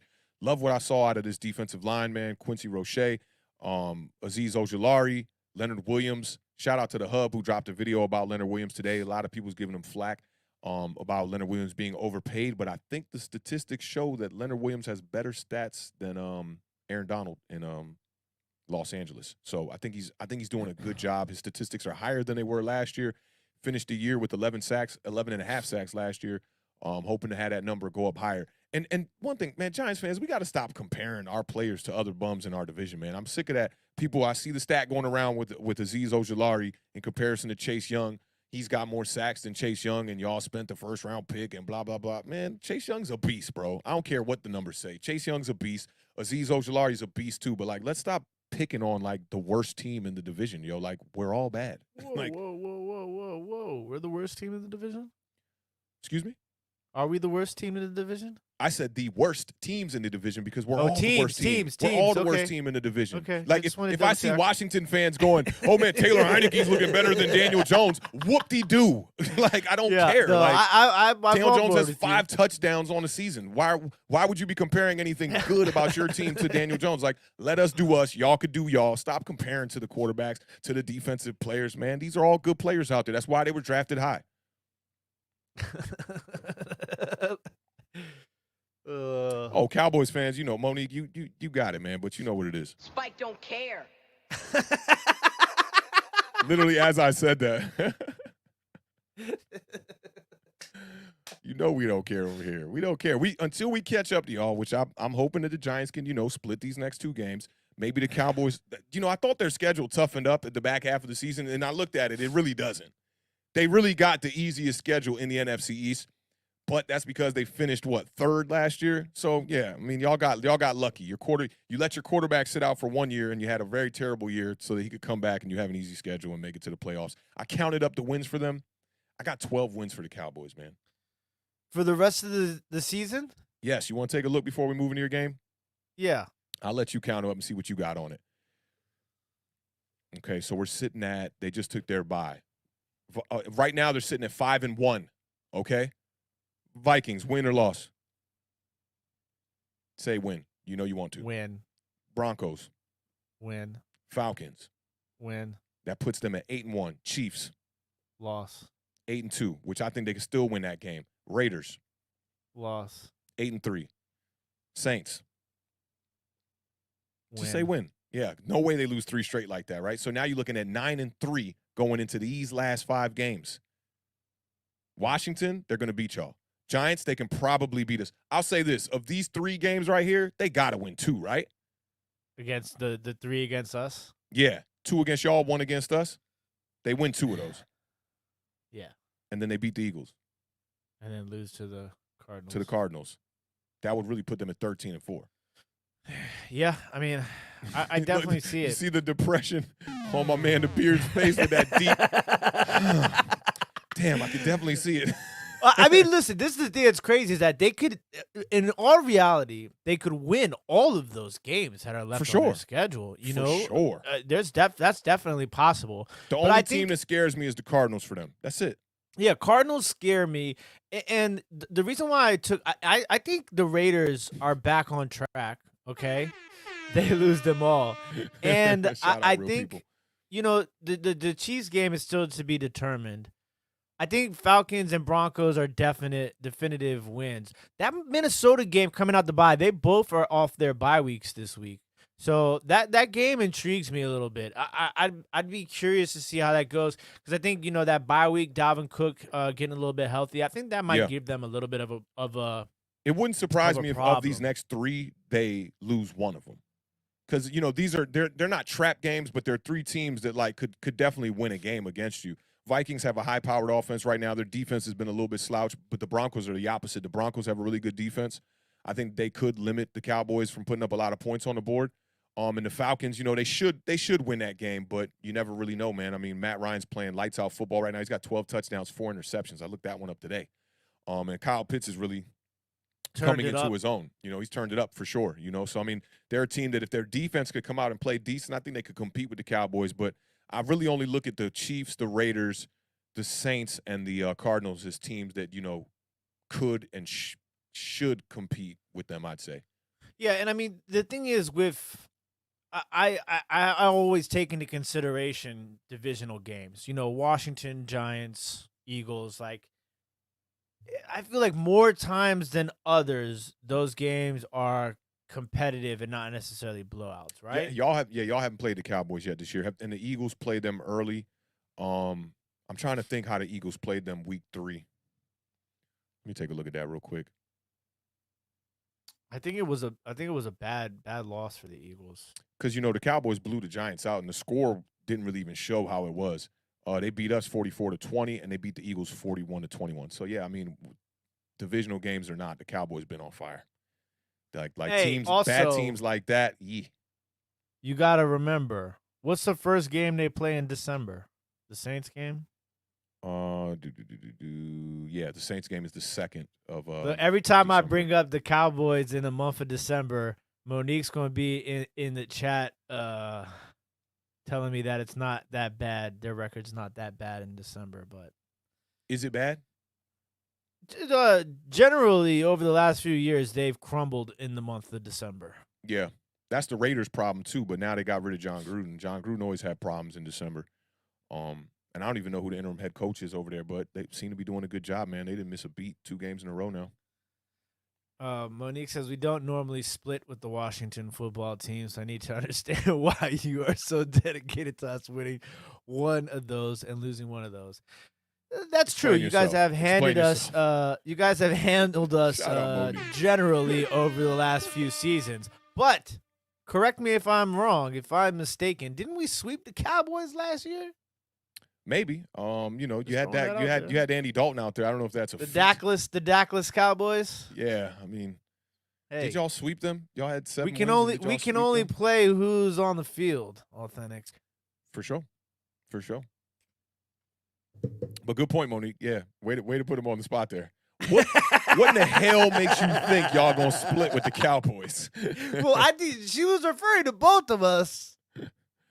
I mean, I don't know. I'm not even. I just said 2 out of those 3 games the Cowboys will win. I didn't say they're going to split with Washington. You said that. No, I didn't. Don't try to bring this over to me. Don't try to bring this over to me. I'm just saying. She said y'all. She didn't say you. She said y'all. The reason why I said that they'll win 2 of those 3 is because I got the Giants. Because you guys are going to beat them. Exactly. Yeah, I picked that at the beginning of the year. I'm sticking by my story, man. Simpson. I'm sticking true to my story, man. I said we was going to split with Washington at the beginning of the year, but I did say that we were going to win the earlier contest between us. Y'all got that one. So I had y'all beating us week 17, but I got us beating y'all week 17. And the Cowboys, that's the game that I picked for us, the late game. I picked the late game that the Giants would be able to beat the Cowboys. So good luck, man. Y'all probably going to take 2 straight L's to the Cowboys in 3 weeks. That's going to be fun to talk about on the podcast. Monique, that'll be your week, Monique. We'll bring you on as a guest. M626M says, could the Giants be a trap game for Kansas City? I can see the Chiefs looking over them as they have the Packers the following week. I definitely think it could be a trap game. I don't see the Chiefs looking over anybody at this point because they're just looking so bad right now. They really got to get back on the up and up. Offensively, they've been struggling. Defensively, they can manage with the struggles on defense if their offense is putting up the normal numbers we're used to. But right now, when you're coming off a game where you scored 3 points, I'd look for the Chiefs to really be ready to try to manhandle the New York Giants. So when I pick that, I'm going to pick that game on Thursday. But right now, if I had to make a pick, I think it'll be a closer game than people think it will be. But I would take the Chiefs like 29-19. It's not a trap game. At this point, they're what, 2-4 now? No, they got back to 500. That was week 7, so they're 3-4. 3-4. Yeah. There's no trap games at 3-4, unfortunately. It's just. I disagree with you on that. I mean, unless you're playing an 0-7 team, maybe. But Detroit Lions. I mean, they're one game better than you guys, record-wise. So would that be? But you got to look at the competition that they've played. We lost 3 straight games to Washington, Atlanta, and the Broncos. They lost 3 straight games to the Browns, the Ravens, and the Titans. Did the Bills beat them? And I mean, come on, man.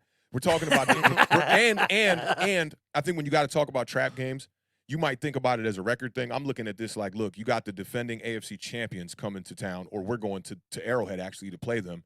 That you could look at that as a trap game. A team that was 6-10 last year and only has 2 wins, you would expect to win it. So I do agree with it looking like a trap game. I agree with M626M on this one for sure on that. It could be a trap game for sure. I think facing Atlanta right now is a trap game. And how many wins do they have? They got like 2 or 3 wins, right?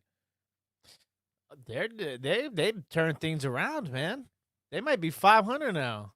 Yeah. Well, it's week 7 unless they had their bye. I think they're 3-4, right? Let me see. 3-3 because they just had their bye. Yep. So they are 500. But I'm not scared of the Falcons. I'm definitely not. I'm more afraid of the Panthers than I am of the Falcons in that division, to be honest. Really? Yeah. The Falcons don't scare me because they commit to the run, but they just don't really got all the weapons over there. And their defense is just – the Carolina Panthers at least have a decent defense. Very true. They have a good defense. That Cordell Patterson, though, man. Balling. Love him. We should have scooped him up. What the hell was Joe I Judge was just thinking? going to say, man, I'd love to have one of those on my team. Man, I would and now we got see, this is what's crazy, and this will be the last point I make about the Giants game. We'll move on to your game here. Even though it's Tuesday, I know we're not in a rush here. Jabril Peppers at kick and punt return or whatever, right? Ends up getting hurt. And I don't know if he got hurt on a punt return or not, but I don't know if you saw the game, he was getting smacked. Every punt return he got smacked. We got to stop putting good players back there to return punts. Get a guy like Cordero Patterson. Have a dedicated guy. For that. Yes, and I loved it when it was C.J. Board before he broke his arm this year. But get a guy like Cordero Patterson. Cordero Patterson has proved himself throughout his whole career. I think he's 31 years old right now. He's still doing it, man. He's a guy you could bring in and be a special teams kind of guy. The Giants are keeping guys on the roster right now for special teams. C.J. Board was one of them, and our third running back, Gary Bright, was one of them. And you never hear his name on special teams. So get a guy who's proven out there, man, and bring him in. Yeah, it definitely helps. You're almost like dodging the bullet without the bullet even being shot your way.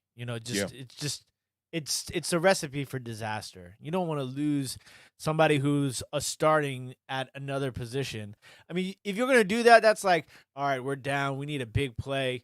Go return this punt. They used to do that with Beckham every now and again, too. They'd be like, man, we need one, bro. Get back there. And I don't ever remember him really taking nothing to the house, but a lot of Giants fans were calling for Kadarius Toney to be out there, and I think that's just a mistake, man. Giants have been cursed with that ever since Jason Sehorn. He went back there for a punt, blew the ACL out, ruined his career. And ever since then, I've always been a guy that's like, don't put playmakers back there. Don't put your starting corner or your starting safety or your starting wide receiver out there. I think it's just a bonehead mistake. There you go, Jason Sehorn. Double Easy in the building. You know what it is, man. We definitely see alike, man. But let's take this quick commercial break, man, and then we'll come back. Chop it up with your Washington football team versus the Green Bay Packers.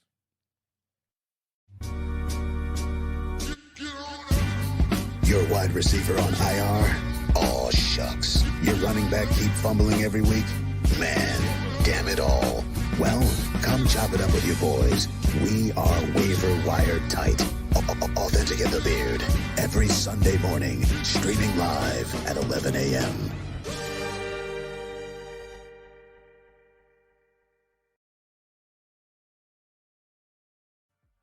Big shout out to the homie Sleepwalker for the drop one time.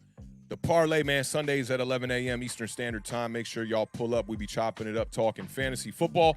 I'm on a 3-game winning streak in my fantasy league right now, and we are on a 2-game winning streak, I believe, with the combined team that we got in Randall's league. So, man, we're on the up and up, man. I sent the text out to the commissioner, my homie Muhammad. I said, man, I'm about to make my run, brother. It's time. I'm about to make that run.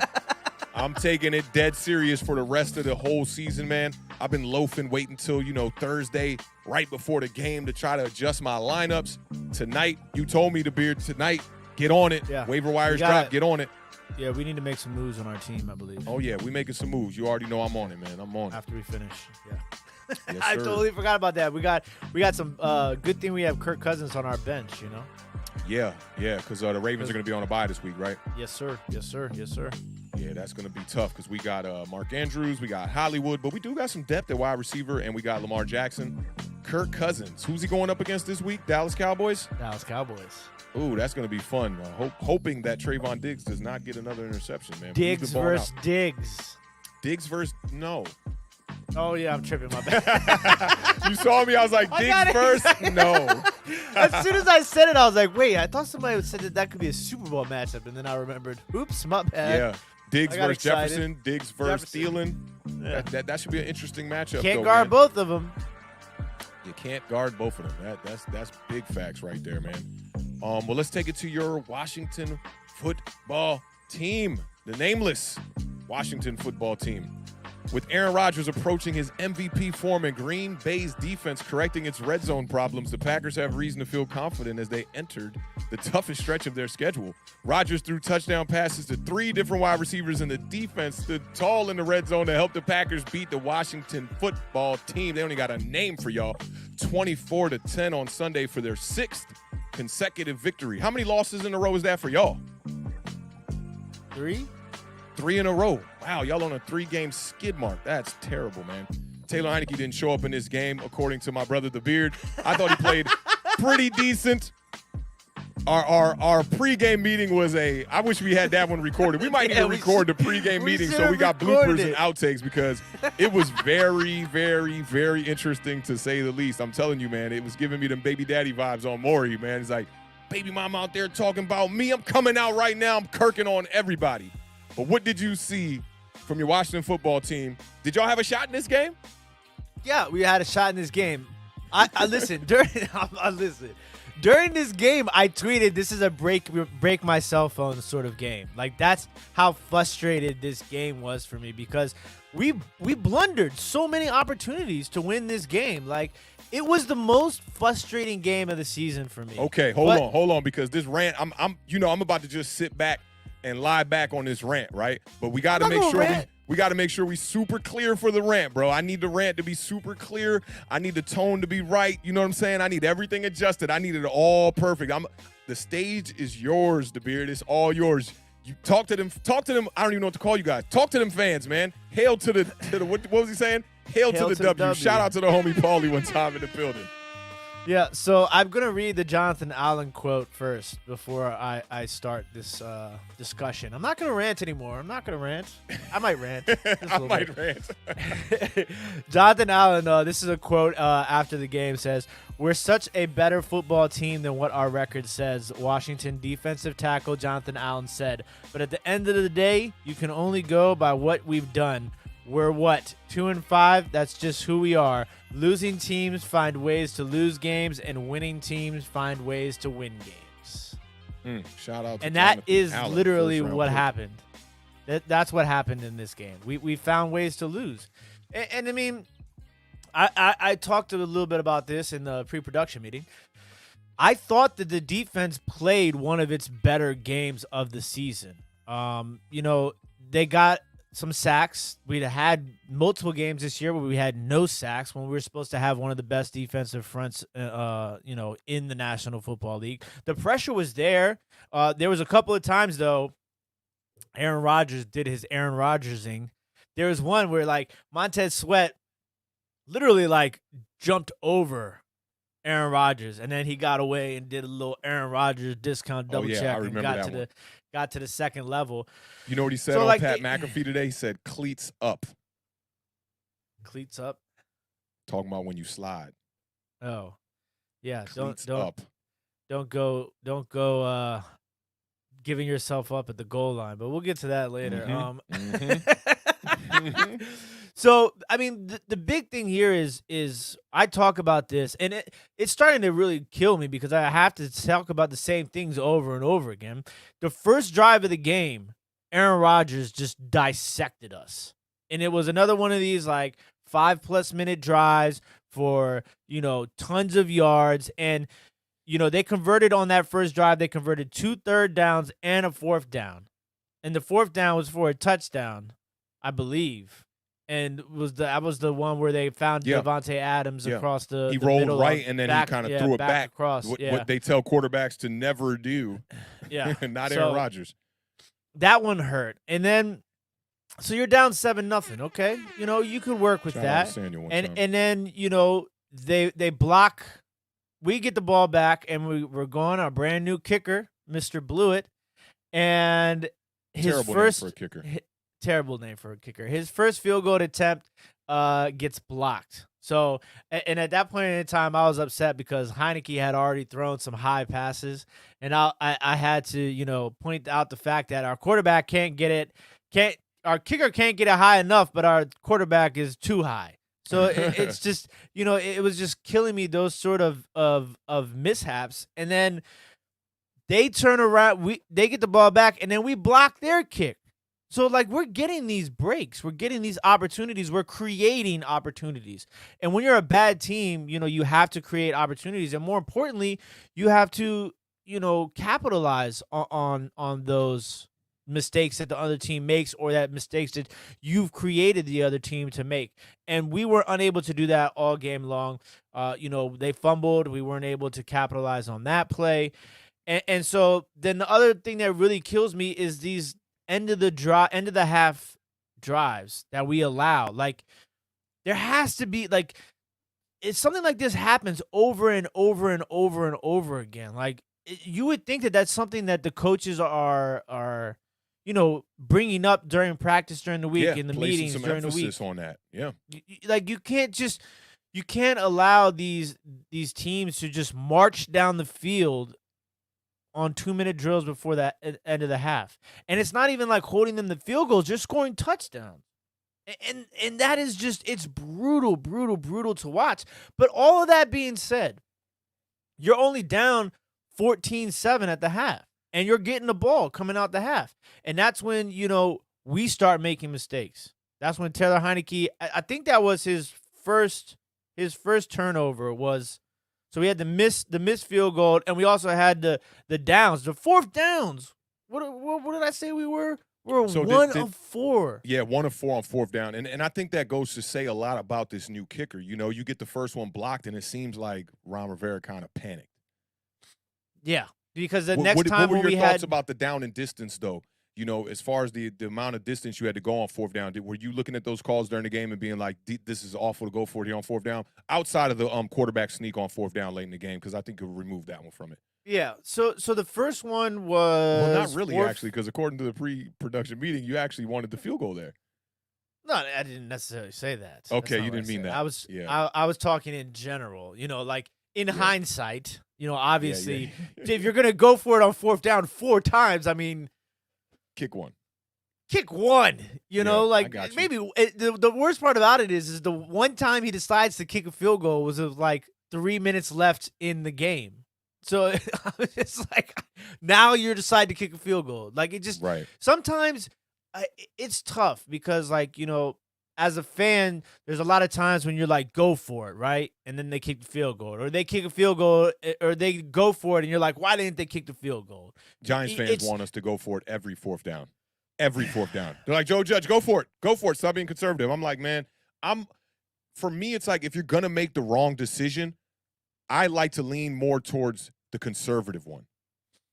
I don't like when you make the wrong decision on fourth down and don't get it. It happened to us in our game, too, on the first drive there, I believe it was, where Daniel Jones tries to do the quarterback sneak, gets stopped. And I hate seeing that. I'd rather take the 3 points all day long and play it conservative, because then when you get down to the end of the game, you're looking at 1 for 4 on fourth down. I don't know how many of these were in the red zone, but let's just say 2 of them were. You got 6 more points on the board. You're looking at, what, a 8-point game down the stretch there where you could maybe score a touchdown, get a 2-point conversion, tie it, go to overtime. Yeah, in hindsight. Exactly, in hindsight. To me, it's just weird. And Kevin brings up the point of, he doesn't think it was doubting the kicker. It was just not wanting to trade field goals for touchdowns. And I understand that, especially when you're playing against teams like Green Bay. But I think that sometimes you have to take into consideration the way that the game is flowing at that point. So the first one that would go for it on fourth down was 4th and 3 at the Green Bay 27-yard line. And that was with 3 minutes left in the second quarter. So it to me, in that particular situation, I'm going to kick the field goal because of the timing left in the half. Okay, so like, I want to get some points on the board at that point, because let's say you kick that field goal, you make that field goal, now you're up 10-7, and they have to, take the ball the length of the field as opposed to, from basically the 40-yard line, their own 40-yard line at the end of the half. And so, to me, I always think about what's the worst possible outcome if you don't make the first down, right? And then obviously you cannot make the kick and you're in the same situation. But in my opinion, at that point in the game, for like just a boost of your team, then you kind of like are going into the half with a little bit of a worst case scenario, they drive the field down and they either score a touchdown or they score, a field goal, and you're either tied or you're down 4. Instead, you're giving them short field to Aaron Rodgers in a 2-minute drill, knowing how bad your defense has been in these situations. And what do? They go straight down the field and score a touchdown. Right. So it's those sort of situations. Some breaking news real quick from Monique here. Goodell said that they do not have enough info about Watson to make a decision yet, so not a guarantee for him to play. That's good to know. Appreciate that, Monique. Shout out, Monique, for the Adam Schefter updates. I didn't get a text from Adam. I'm kind of upset about that, Mr. Schefter. Yeah, that group text is becoming worthless. So then it's that at that point, now you're going into the half down 14-7 instead of being down 14-10 or 10-10 or being up 10-7. So that first one, and this is the other team too that's super interesting is that the third down and fourth down and 2-point conversion play calls. Okay, to me, I kind of like put all those, that sort of playbook is kind of in the same area, right? Your third and shorts, your fourth and goes, and your 2-point conversions are very similar play calling situations. Yeah, third and short in the red zone, I'll say. We're really bad at those. We have I don't think we've converted a 2-point conversion since Scott Turner has been our offensive coordinator. So it's like, you you have to know what you have and what your capabilities and your abilities are, and that just wait, it real rubbed me the quick. wrong I just see something in the chat real quick. 40 Luck says the Giants got a player named J.R. Reed. So did we actually go out there and get J.R. Reed? We were talking about that earlier. Somebody in the chat let me know that, but you can go ahead. Yeah, so then at that point, you come out the second half, you get the ball, and that's when Taylor Heineke makes his first turnover. And so now you turn, and that's like after 2 plays. So now you turn the ball over. Now Green Bay has another short field. They score in like 3 plays. How many plays did it take? Yeah, 3 plays, and they scored a touchdown. Yep. So now you're down 21-7.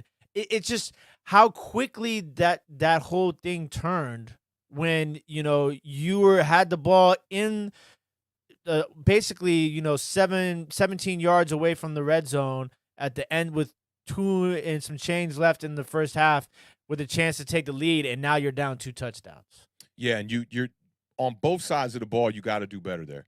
You can't turn the ball over when you're on the other side, on the other team's opposing, in between their 30 and the goal line. And then also 3 plays. You talking about the Green Bay Packers pretty much go the full field in 3 plays. That sounds like a New York Giants statistic. We were having that happen to us early on in the year all the time. Against y'all, actually, it happened with a wheel route to J.D. McKissick and then a touchdown to Seals Jones, who had a really good game in this game here, man. Seals Jones is the kind of tight end that I would want the Giants to make a move on. And so now you're in impressed mode, right? Down 2 touchdowns. Albeit it's still early in the second half. We go on a drive, and it's a nice drive. There's some things that are happening. So you guys did sign him. Yep. There's some things that are happening that are look good, and we're moving the ball, and we get back down into their side of the field, and this is when it all happens. Okay, the Taylor Heineke goal line fiasco. So. Yeah. You're in the red zone, and what's interesting is we went over the plays that led up to that. It's, once again, the red zone play calling is just horrible. So we all know going into this game, the Green Bay Packers were the worst team statistically in the red zone, allowing 15 touchdowns and 15 red zone possessions. The Washington football team in this game got into the Green Bay 30-yard line 5 times and came away with 0 points. We were 0 for 4 in the actual red zone. Yeah. During this game. So I don't know. Like, that's just there's no excuse for that. Like, a lot of that has to go in the red zone all year long, right? Yeah. No, not necessarily. We've actually been fairly good in top 15, I believe, in red zone conversion in rate. Offense. Oh, okay. Yeah, on offense. And so I think a lot of that has to do with play calling. Obviously, it's become very predictable. A lot of this stuff, it's a fine line, because I'm always like, give the ball to Terry McLaurin, but there's certain situations where you can't force it all the time.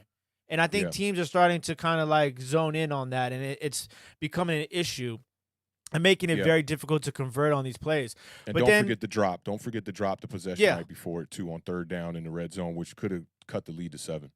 Yeah, that was a drop by Terry McLaurin. I don't know if there was some sort of miscommunication on where that ball was going to go, because McLaurin had his hands out like it was going to be the pass was going to be further out, and it hit him right in the face mask. Nonetheless, it's a drop on Terry McLaurin. When you're a top-tier wide receiver, you got to make those plays no matter if it's a bad throw or not.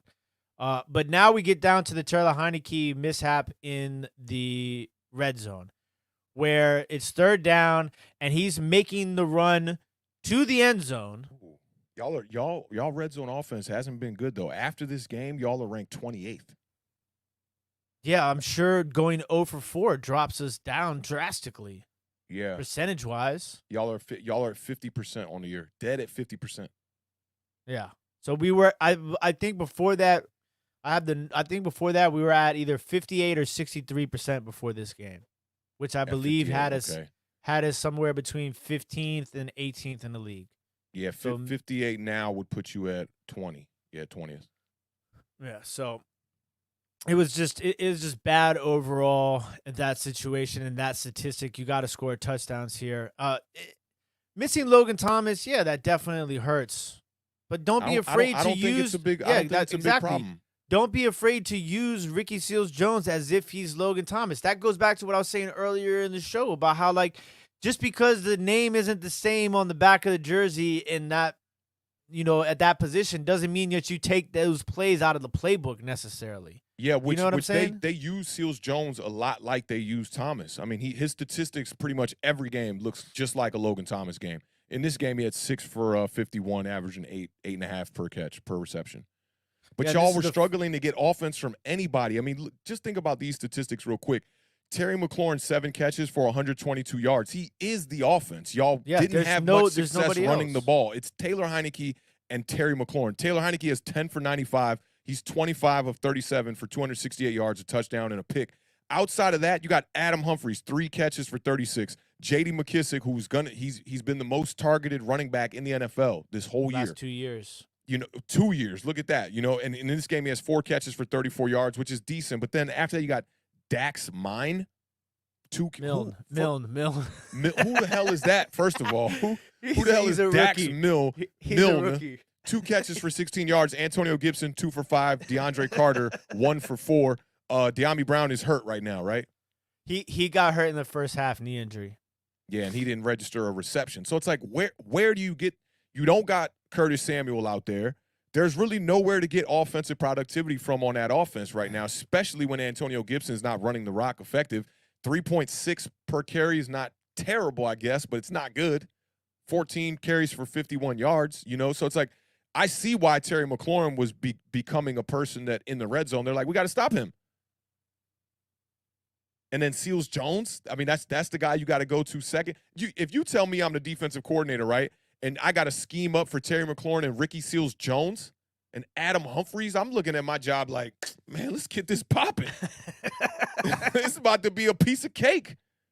And I think that's where that comes down to coaches, man. Like, you have to find a way to make plays work. Like, look what Jason Garrett, called a great ball game with all backups, pretty much, except for the starting quarterback and the tight end. Yeah, and you could look at Darius Slayton as a guy who has starting. Yeah, he has started before. He's been a starter before, right? Yeah, and our depth is just better. I with the Giants, man, I thought that we like triple and quadruple dipped in the wide receiver room. When we went out there and we got Ross, I was like, why? We just drafted Kadarius Toney and you got Sterling Shepard. So now technically you got 3 slots on the New York Giants. And then you got Slayton, Galladay. You got all these wide receivers out there. You even guys like Pettis. You put Pettis on Washington right now. I mean, I'm taking Dante Pettis over Adam Humphries and Dax Milne. I mean, I'm just keeping it 3,000 with you. I'm keeping it funky, as my homie Double loves when I say keeping it funky. Double Easy be loving that. But, yeah, I'm keeping it funky with you. Like, y'all don't have nobody to go to, and then y'all wonder why Taylor Heinicke's running around like Jalen Hurts out there. Yeah, well, he didn't run like Jalen Hurts into the end zone. That to me, like that whole situation down there in the end zone, coaching, bad play calling, and then just bad decision making by Taylor Heinicke not scoring the touchdown on the run. I don't really know what he was thinking. We talked about this one a lot, and I love this concept because after having the talk we had off air, you can sum it up to this. It's either you go out there and you get your head knocked off, and people are going to be like, why didn't you slide? Why didn't he go down? Or you go out there and you try to protect your body and get the touchdown, and people go, you got to score a touchdown there. See, me personally, I thought he had a clear path to scoring a touchdown without getting hurt. And I mean, we did show it though. We did. He show just the play. He just dove too early. Maybe that's the best way to describe it. He dove too early. And Look, I mean, man, Ahuma says, shout out to my homie Ahuma Ahuma. I was just talking to my girl about you, bro. I was like, I need to hit up Ahuma. It's been a minute. She was like, I think I seen him in a couple of the chats. So, dog, you was on my list to hit you up. And it's exactly what I was saying. It's fear, man. And you said he should be out there fearless. Bro, your boy Kyle Allen used to play fearless, and look where it got him. Okay, and Taylor Heineke played fearless, and look where it got him. It got him a job. No, he didn't play fearless. He didn't play fearless in Taylor that Heineke's Tampa Bay here, game? No, he ain't out here trucking nobody, doing nothing crazy. When the pressure comes in, listen, let me tell you why I know he didn't play fearless against the Bucs. Why do you think he had his eyes and his attention to the defensive line so much if he was playing so fearless? Why didn't he just play fearless and just have faith in his offensive line? I'm just okay. When you dive at the pylon, it's just a question. I don't know. I know. I don't. You have to rephrase the question because I was already preparing my response without listening properly. If Taylor Heineke was playing without fear against the Bucs, why was it such an issue for him up front? Why wasn't he looking downfield all the time and he was always making maneuvers up front before it actually collapsed? Well, that's a different type of fear. I'm talking about not necessarily talking about the playing in the pocket. I'm talking about just running recklessly. Is what I'm talking about. That's playing fearless.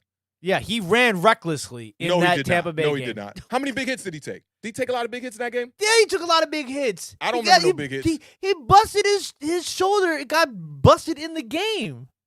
You can get hurt and play fearless, my dude. What are you saying? But you should ask me how many hits did he hit. He took a hit where basically his shoulder got jacked up in that game because of a hit he took. So he was playing fearless, trying to truck people and hurt his shoulder? Yes. Is that what we're leaning towards? So yes, I'm going to go back and check the tape. You know how I do. But for me, a quarterback who's – Taylor Heineke's like 6 foot tall, right? There's no way you can play fearless out there, man. Every quarterback has to play with a little bit of fear unless you got big faith in your offensive line. You see Daniel Jones playing a little bit fearless, and you saw where that got him in the Dallas game. Got his block knocked off. Listen, I'm not disagreeing with what you're saying. And you know what fans said? You know what fans said after he got his block knocked off? Fans like me, I was like, yo, Jason Garrett, why you calling that play down there, bro? Yeah, why are we calling a boot with Daniel Jones where he's got to truck 2 defenders? And look, this when we were talking about it with Daniel Jones, with being the Hey, I'm glad y'all here for this. I'm glad y'all here for this because Ahuma makes a good point. He was scared to get hit, but he wanted to score. He wanted to, but he knows if he stay upright, that defender got a good chance at knocking him out. Okay, so you have to do a better. Okay, so let's meet at the middle then. You have to do a better job awareness of the situation, okay? You know, for me, it's the third down, bro. If it was 4th down, I understand and he went out there and he just tried to go truck and he got hurt, I'd be like, man, you got to do that on 4th down in a game down 21-7. But it's third down. I understand it's 3rd down, but when you're that close and you dive thinking he made, in my opinion, he dove thinking he was going to get a touchdown. Yeah, but he thought he scored a touchdown. But do you think that he dove? Why? Hold on. You think he dove because he thought that he wasn't going to get hit? I think that he thought that it was a little bit of what you're saying, right? About how he was being scared and how there's definitely parts of this conversation that we had previously, and right now that I was wrong in, right? And I'm admitting that. But what I'm saying is that I think now that we've talked about it, we've talked through it, and we watched it, and I'm, being a little bit less critical. So let's say he made that play thinking that it was the best play for him to make to score without getting hurt. Does that make sense? Yes, and that's because he was scared. Because now, he has to be available for the rest of the game. If he scores that touchdown there, he's got to be available for the rest of the game. I don't know who's the backup to him right now. Kyle Allen? Yeah. Oh, my God. Yeah, Taylor Heineke has to be on the field. So he's thinking, and he switched the ball, too. Remember that? He switched the ball. Yeah. There's tons of people out there right now that think that Kyle Allen is a better option right now than Taylor Heineke. I live I'm on not North necessarily Capitol, right? one of those. And there's a lot of people when you go up North Capitol smoking that white rock, too. But I wouldn't be mad at it just to see, right? I wouldn't be mad at it to see. Kyle Allen? But that's, yeah. Oh Listen, Kyle Allen was playing good before he got hurt. A lot of people forget that. Sheesh. I thought He Kyle was Allen playing was a better good. option than Dwayne Haskins, but Taylor Heineke, bro, like, man, I mean, we Taylor we're Heineke, gonna have to listen. get rid of the whole $9.99 Heineke thing now. I We're know, gonna have to listen. put it to bed. Heineke he is a really good backup quarterback in the National Football League. He's not a starting quarterback in the National Football League. Let's just be brutally honest. He is a great backup quarterback, but he is not a starting quarterback and definitely not a franchise quarterback. Bro, you see the names I just named out here for you? Dax Milne.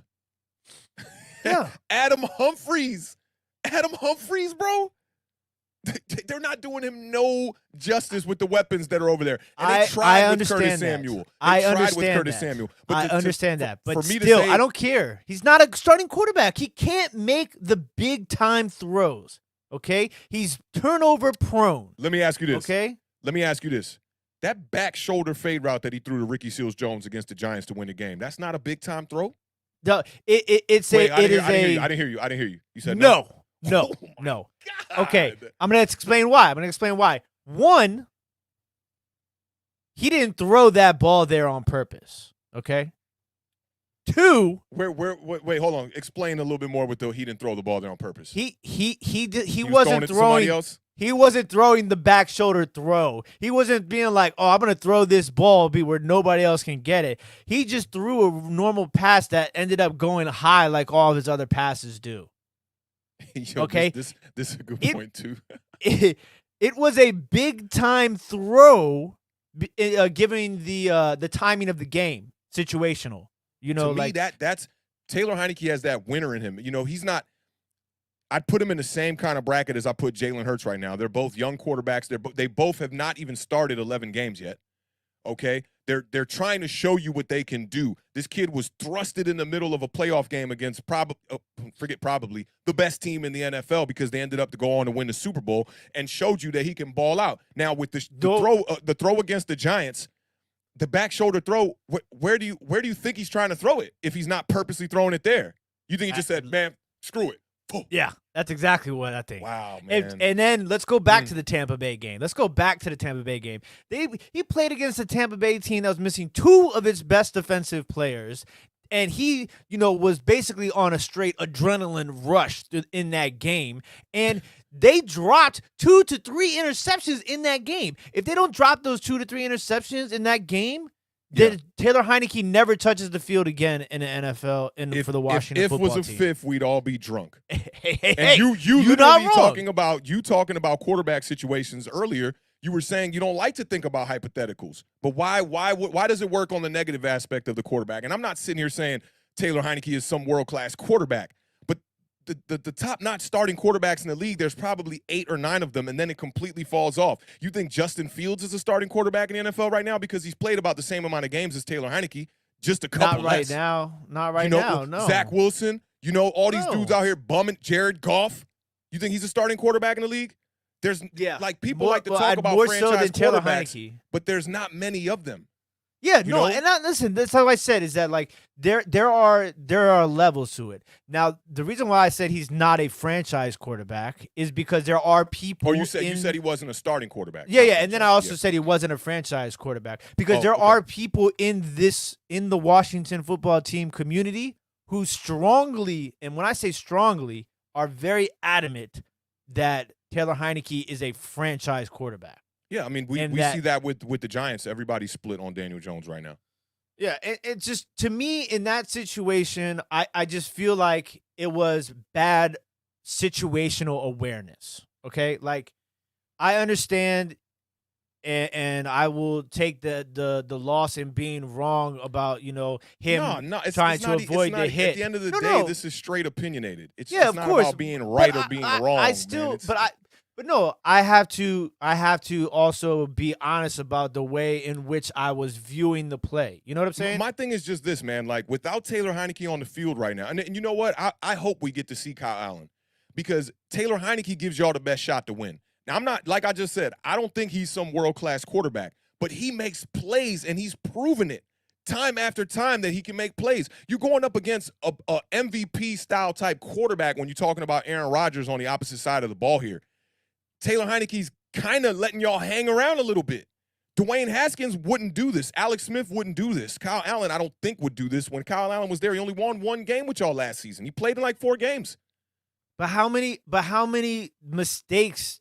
I mean, like it's a win. It's a give and take situation. For sure. Like you're taking some of these plays where the amazing, escapability and running for a 40-yard play and stuff like that. But then you're also giving a red zone interception. You're also giving a fumble. You're also giving not scoring the touchdown and giving yourself up, but thinking you scored a touchdown because of either A, you were trying to avoid the hit, B, you gave yourself you thought you didn't realize you were giving yourself up and you thought you could just jump into the end zone without being touched and it'd be a touchdown, not knowing the rule. Like, so you have he's not thinking about that rule when he's diving, bro. He thinking about his life. I understand that. About his life. He goes, but you he ain't thinking about the if rule. You want to be I'm gonna get the down call here. Nah, he's thinking, I'm not if you want to be if you want to be a starting quarterback, if you want to be a winning quarterback and a starting quarterback, you got to know that situation. You got to know that if I go down here. That's why I tried to compare it to Daniel Jones, because Daniel Jones was like, I'm going to put the team on my back, and then he got up like he just took 10 shots at J-Mo. You can't always play like that. And, I know. And my reasoning for his decision there is because it's 3rd down. But now let's rewind back, right? I just want to rewind back to some stuff about Taylor Heinicke here. Like, he is a serviceable quarterback, and you can win games with serviceable quarterbacks. Nick Foles, is that a starting quarterback in the NFL right now? I mean, he's a 3rd stringer right now. Yeah, but I'm saying, do you think he has the capability of being a starter? Gardner Minshew, those kind of styles? Because I don't think Nick Foles. I don't think Nick Foles anymore. I think his boat has sailed. And what about your other boy, the stash? Gardner Minshew? Yeah. Yeah, I think he could be a starting quarterback. Because to me, he's the same thing as Taylor Heinicke. You got to build around them. They're not the kind of and that's why I named a lot of your players that are out on the field Gardner right now. Gardner Minshew does not make the same mistakes that Taylor Heinicke does. And he has a stronger arm than Taylor Heinicke.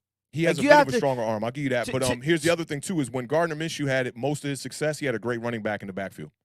Y'all right, and I told you this off air, Antonio Gibson's not cutting it right now. He's not cutting it right now. But how much of that is on Antonio Gibson? And that's the other thing, too, is like, I mean, if a player has a bad game, he's not a good player. If a player has a great game, he's the best player. Like Antonio players Gibson are not always going to have great games. I don't go off that model you just I'm not said. saying you, but I'm talking about I'm people just saying, in general. Like, I just had to clarify it. I don't go off that model. I go off of how much you do in total, like the total body of work that you're doing, right? I look at it like that. And right now in this season, and it could be because he's banged up, it's the same thing I've been saying about Baker Mayfield. He just don't look like he deserved to be a starter. Bro, you put Taylor Heinicke over there with the Browns, he's going to put up numbers. That's what I'm saying. No way. Baker Mayfield, bro. Taylor Heinicke is Baker Mayfield in a sense. More escapability. Way more. Yeah, but listen, he can escape. But if he can't make the throw after he escapes, then what good is the escaping?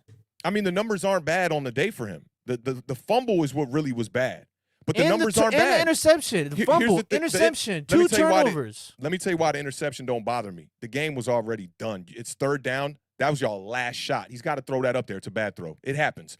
But for me, the numbers that he put up right there, you could see winning quarterbacks put those numbers up right there. 268, 1 touchdown, 1 interception, 25 for 37. That can be a winning game. I mean, the interception was right in the beginning of the 4th quarter. Yeah, y'all were down by 2 scores, right?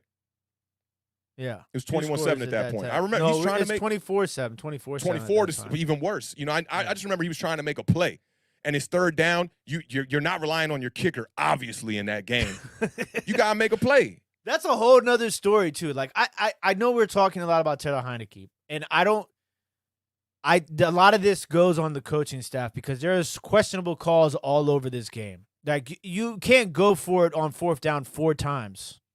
You can't. It doesn't make somebody, sense. That was Kevin the PRF that was saying that in the chat about he didn't want to match field goals for touchdowns because you know what's going to happen if you keep kicking field goals against the Packers. And I told you this off air, too. The Packers were never really threatened in this game. Never. And I disagreed with you on that because felt like they were never threatened. Yeah, they were definitely. If Taylor Heinicke doesn't turn the ball over coming out of the half and they score a touchdown there, it's a tie game. Yeah, for sure. But just because it's a tie game doesn't mean. I mean, the Giants. we had. No, I understand that, but you're saying that they were never threatened. If it's a tie game at come in the third quarter, it's a me, ball game. It is a ball game, but that doesn't mean that the other team is threatened. When I'm talking about threatened, I'm talking about we might lose this game. Okay, it never got to that point with the Packers, I feel like. And it didn't because they turned the ball over and they can't convert on a fourth down. And then the coaches decided to not kick field goals. Yeah, and y'all don't have the personnel to deal with the Packers and not score touchdowns. This was a winnable football game. This was absolutely a winnable football game. Every game's a winnable football game. No, I mean, really, a winnable football game, and they lost it. They lost it because they turned the ball over. They couldn't capitalize in the red zone. That's it. Bottom line. But you can't have a quarterback go 27 of 35, 3 touchdowns, 274, and expect to win the game. You absolutely can. If you're in the red zone 4 times. What's 4 times? What's 4 touchdowns? 28. Okay, what's 3 touchdowns that Aaron Rodgers threw is how much? 21. Yeah. Okay. Yeah, but we talked about how red zone offense, you can't expect a touchdown every time, and we were supposed to look that up before we came on air. But Aaron Rodgers, but Green Bay has allowed a touchdown. Yeah, that's every single time going into this game, right? You can't score one. You can't. I understand that, but you can't score. Is there an offense? Is there an offense in the league that has numbers equivalent to that? That's like 100% red zone or efficiency? Even anywhere near. I'd be awesome. There's some that are near. There's some that are probably like 80% for sure. 15 of 16 or something like that. Yeah, something like that. I'll check it for you. But I mean, 0 for 4. Come on, man. 0 for 4 in the red zone. 0 for 4 is bad, and your coach is making bad decisions by trying to go for it. But if you don't make those decisions, you're settling for 3, and you still don't have enough points to beat them in this game. Well, okay. Well, maybe let's say you settle for 3 on all those plays. And then you get down to that point where Taylor Heineke throws the interception. Yeah, because you were down. You said it was 24-7 at that point. Yeah, so say you had 3 field goals. Now it's 3-6-9. It's 24-16. And instead of scoring a touchdown and trying to get a 2-point conversion, you're throwing an interception in the end zone. Yeah, you know what I'm saying? Okay. That's a lot. That's a lot of ifs. It's a lot of. It is. But what I'm saying is that like a good, and this all goes back to the first thing that I read, the Jonathan Allen quote. Okay. Ooh, and this, you ain't talk about this. Every statistical category, pretty much. Yards, first downs. Y'all almost led in every stat. I was just about ready to bring it all back full circle because it goes all of that goes back to the Jonathan Allen quote. We're a bad team. Bad teams find ways to lose. You statistically are better than Green Bay Packers are, who have won 5 games in a row, and you lose by 2 touchdowns. We found ways to lose. It wasn't like we lost on. I would have much rather gotten mollywopped than to lose the way that we did. Yeah, I mean, you in your mind, it was like a close game. Mm-hmm. I didn't see that. I looked at a comfortable Aaron Rodgers all day. Never threatened. How many? It was 3 sacks on the day. 2 sacks. Oh, it said he was sacked 3 times. Was it? Yeah, the box score said 3. Pressured. Yeah, Green Bay sacked 3 times. Y'all were sacked 4 times. 4 penalties. The pressure was there too. You know, and one he fumble. was running for his life. I mean we had a blocked field goal. Maybe I'm discrediting Aaron Rodgers a little bit because the pressure was on him and only 8 passes hit the ground. No interceptions. Damn near 300 yards. Yeah. And you still had a chance to win the game, and you didn't. That's how Green Bay has won all year long, too. They haven't been scoring the crazy 30s like they normally do. I mean, you can't go over 4 in the red zone. You can't.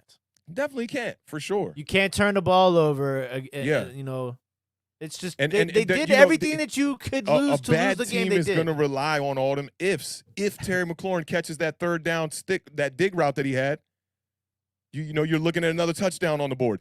If Taylor Heineke, you know, what's the word you used? If he was fearless and just ran across the goal line, maybe that's another touchdown. But they didn't get it on 4th and inches on the goal line anyway. So you had really 2 opportunities there to get in the end zone, and you don't get in the end zone. I don't know why your coach ran a quarterback sneak. I talked about this on Monday with Tanner. Quarterback sneak is not for every quarterback. Jameis Winston, fantastic at the quarterback sneak. Tom Brady, Tannehill. Even Daniel Jones is pretty decent at the quarterback sneak, but he gets stopped a couple times. You need a big body guy to be able to do that. You looking at the smallest starting quarterback in the NFL. Talking about play fearless. No, he's not the smallest. Who's smaller than Taylor Heineke? Kyler Murray. Oh yeah, it's the unicorn. Yeah, Taylor. Kyler Murray is but he's a different breed. He a different breed. Yeah, he is. He's a different breed, and he's ripped. You see that little bulldog? He's like a little French bulldog. He's ripped. He's a video game, man. Taylor Heineke looked like he could be working the register at Home Depot. He was. Yeah, and he out there. I like Taylor Heineke because he's a winner on a bad team, which is why I give Jalen Hurts a lot of passes too. You see the people around the Giants community, they're like, Jalen Hurts is trash. He sucks this, da-da-da-da-da. He's so bad. But I see the winner in him because, look, there's no pieces around him. He got one dude to throw it to, Devonta Smith. And over here in Washington, when you don't got Curtis Samuel on the field, your boys really only got one dude to throw it to. So you really need your running game to be clicking. And I commend Ron Rivera in this, that he tried to commit to the running game. Gibson had, 14 carries or something like that? 14 carries that you committed in a game where you never had the lead, right? Well, that's because they never had the lead, but that's because they were using the run, and that always goes back to coaching, too, in this situation. They were using the run for these drives. A lot of these drives, they were mixing in the run. Like, it's once they get onto the other side of the field, it's almost like they forgot to run the ball. It just doesn't make sense to me. Double easy. Earlier he said, I hope they don't come to blows. Then he said, I have a feeling we might see the beard off the top, the virtual top rope, though. That's funny. That's funny, man. I just don't see it, though. For me, I like to look at a quarterback from the outside perspective. Like, sometimes I hate being a fan having to look at Daniel Jones because my fandom kick in where I'm like, I want him to be good. But with you, it's very much the opposite case. It's like you don't really root for Taylor Heineke, and you're not a fan of his, but he's the quarterback of your team. Yeah, so, I mean, I root for him when he's playing, for sure. You got to. He's default. He's QB1. We've talked about to. this. We talked about this so many times. But then, the reason why I bring it up is because, like, when you guys had Dwayne Haskins out there looking like he was playing JV football, you were like, I think he's got it. Yeah. But then a guy like Taylor Heineke out here really making plays, bro. Like, the kid he don't got the strongest arm, the fastest legs, the biggest body, none of that. But he out there making plays, and you really don't have a better option. We don't. And you don't want to trade for a quarterback. You don't want to trade for Tua or Deshaun Watson. You mean like me personally? No, I'm talking to the virtual beard that's up. I thought you meant. Yeah. I wouldn't mind Tua. And Big Deezy says Heineke is trash, but Big Deezy thinks every quarterback is trash. Big Deezy be in the comment section talking about every quarterback is trash. Like, there's only 3 good quarterbacks when it comes to Big Deezy, but shout out to you in the building one time. You've never heard me say that Taylor Heineke is trash. Yeah. You've never heard me say that. Yeah. It's I don't know. Maybe I think a lot of my disdain for Taylor Heineke is fueled by the Heineke hive. Yeah. I think that's what a lot of it is. You got to blame your man Chase Young a little bit for that too. He been hyping your boy.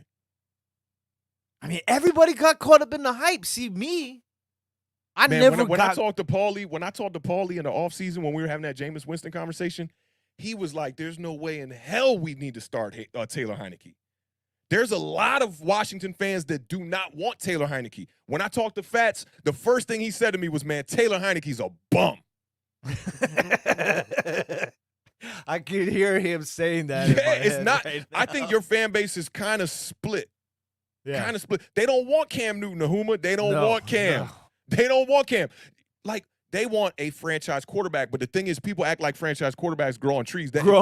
Franchise quarterback been the topic of conversation for me on Giants Overreaction for like 3 weeks because, like, they're the only franchise quarterbacks of the youth right now are really like Lamar Jackson, Josh Allen, Justin Herbert. You could put Russell Wilson in there. You could go one hand pretty much. That's maybe it. Yeah. Dak Prescott. I'll give you Dak Prescott, Tom Brady, Aaron Rodgers, obviously. Who else is a franchise quarterback in this league? They're not. And, like, listen, to me, you know how I feel about that. I don't even like the term franchise quarterback at all. You have to find ways to win with a serviceable quarterback. Otherwise, you don't have a good team. And this is what I think, though. I think that a serviceable quarterback has to be I'd rather have a game manager than a serviceable quarterback. Does that make sense? A little bit. Like you kind of leaning towards being away from the gunslinger vibes that Taylor Heineke brings. Yeah, listen, if you're gonna be a gunslinger, I need you to have a bazooka. And right now it seems I like don't need you to have a BB gun. There's only a few quarterbacks that are game managers right now. They still calling Teddy Bridgewater a game manager, right? But outside of him, who else is a game manager in the NFL right now? Ryan Tannehill. He's got the best damn running back in the league. That ain't game managing. That's here, bro. I mean, he's a game and manager. And they got 2 stud wide receivers out there.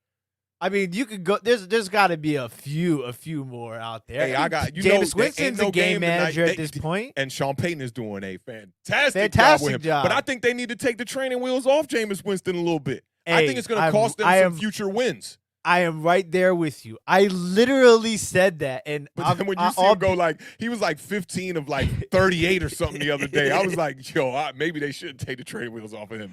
I was like saying 15? It last night. I was like, man, just let Jameis. Now, okay, but not to get too far off topic though. Jameis against Tampa Bay. Do you think that's the game they let him get his revenge and let him take the wheels off? No, bro. I was talking to Mike Swan about Jameis Winston last night, and I was like, yo, the reason why he was like, Jameis Winston balling out. I was like, bro, he's not balling out. It's Sean Payton just keeping the playbook tight for him. He not allowing him to do too much. If you look at the one game, I think it was against the Panthers, because I believe that's one of the games they lost was against the Panthers. And Jameis Winston was behind, bro. He was looking like garbage. Oh yeah, for sure. He was getting sacked. He was trying to hold the ball all long, trying to extend plays, and that's not his vibe. So I understand why they game manage him with Jameis Winston. So I will give you that. He is another game manager. But outside of that, there ain't many game managers out there. They're trying to kind of game manage with Tua in Miami a little bit too, I feel like. They don't want, because those are mistake-prone quarterbacks. Yeah. And that's what Taylor Heineke is at this point right now. He's a mistake-prone quarterback. And to answer to Monique. Big DZ right on time, though. Jameis is going to ruin the Saints. Hey, Big DZ hate quarterbacks, yo. He hates them all, dog. So my disdain has... Garoppolo is not a game man. Garoppolo is garbage, bro. I will say that. He's garbage. Taylor Heineke better than Garoppolo. Going out on a limb. Crazy. I'm going out on a limb. Yeah. How many interceptions Taylor Heineke got on the year? 12? 5? Does he got 12 interceptions? Damn. I bet you he's in between 12 and 5. Probably 8. 8 interceptions, I'd imagine. 7. 10 touchdowns, 7 interceptions. That might not be right. Yeah, he had none against the Chargers, 1 against the Giants, 2 against the Bills, none against the Falcons, 2 against the Saints, 1 versus the Chiefs, 1 against the Packers. I mean, he's the bottom of the NFL as far as quarterbacks go statistically right now. You want to know what's so crazy is he's got double the amount of touchdowns as my quarterback. Yeah, but I want Daniel Jones. Would you take Daniel Jones right now over Taylor Heineke? Yeah.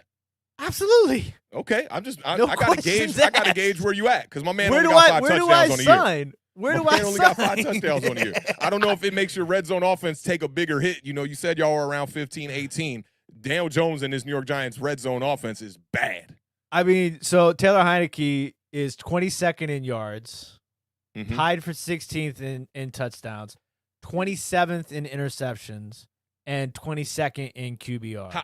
He's 27th in interceptions. Yeah, tied for 27th in interceptions. Kind of interesting with just 7. And QBR, which, I mean... What's the QBR at? He's 22nd in the league, 45. 45 on the QBR. Yeah, it's not that great. His completion percentage... Who was it? Was it Daniel Jones that had the QBR of 6? Yeah, the game where Yeah, man. Quarterbacks don't grow on them trees, man. I like Taylor Heineke. I like him. I think that he could do some things, but y'all got. He's a gamer. He's a gamer. You gotta build the team up better than what it is right now. Offensively, y'all don't scare nobody. I think we thought that we were doing that in the offseason. I think that this all goes because I'm not gonna sit here and say Taylor Heineke is the reason why we're 2-5, because we all know that's not the case. Is he a part of the reason? Absolutely, he's a part of the reason, but you can't say that I'm not going to sit here and say. What about Jalen Hurts right now? You make the swap? Absolutely, 100%. Give it to me right now. That's a tough one because Taylor. Jalen Hurts to Terry McLaurin. He almost put up 400 yards of offense, bro. And that's the kind of game you see out of Jalen Hurts, except the completion percentage be just ugly with the boy Jalen Hurts. This right here. Yeah, should have been picked off. They said that was Patrick Mahomes a couple years ago too. I mean, them laughs came to a halt so quick when I said that. He was like, the hell did you just say?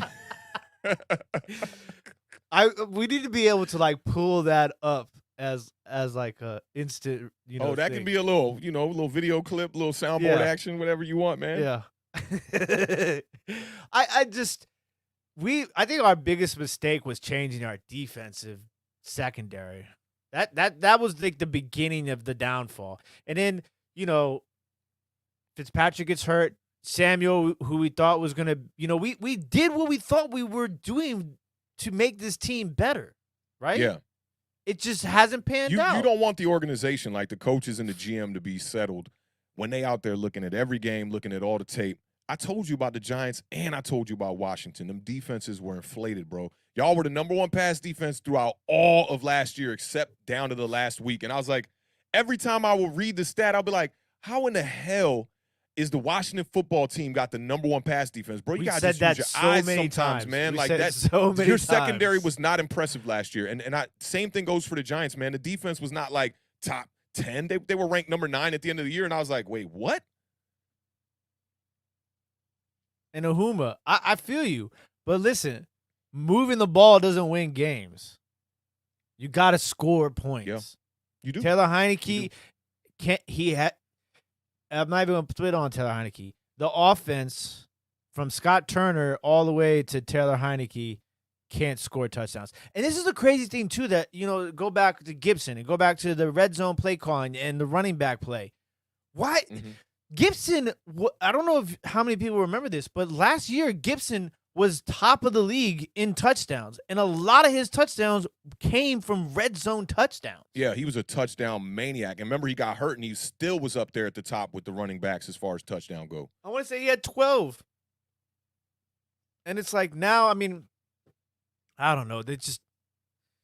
It's all messed up, man. It's all messed up. And at the end of the day, I think you got to look at it like just like how fans are like, wins solve everything. Touchdowns also solve everything. When your team not scoring, it's definitely a problem. And I'm just looking at some of the leaders in the league right now. Jameis Winston is in the top 10 as far as passing touchdowns go, but he's not playing really good ball right now. You saw him get 5 touchdowns in the game where he had 148 yards. Yeah, because his defense that game was all about the defense. Put him in a position, short field position. He's got 2 games this year that were like that too. The boy Jameis Winston is not throwing the ball 30 times all season, over 30 times. I'm sorry, because he had 1 game of 30. And you're looking at a dude who literally can put up like 150 yards and have 3 touchdowns because the defense is setting him up. The Saints have the number 1 rush defense in the league right now. They was only allowing 55 yards coming into last week. And so, you remember, those things do like this, man. You tip the scale. Yeah, but do you remember when I said that to start the season? Because I said that, when we were talking about the offense that has the best weapons, and I said Washington's defense is the secret weapon. Oh, and, yeah. Because that's what I thought. I thought that but you was defense. Big wrong. I mean, that's an understatement. You was big wrong on that. That defense. Yeah, but I thought that this defense was going to be, up to this level that it was going to be able to overshadow, the weaknesses of our offense. And I think it's said what I say.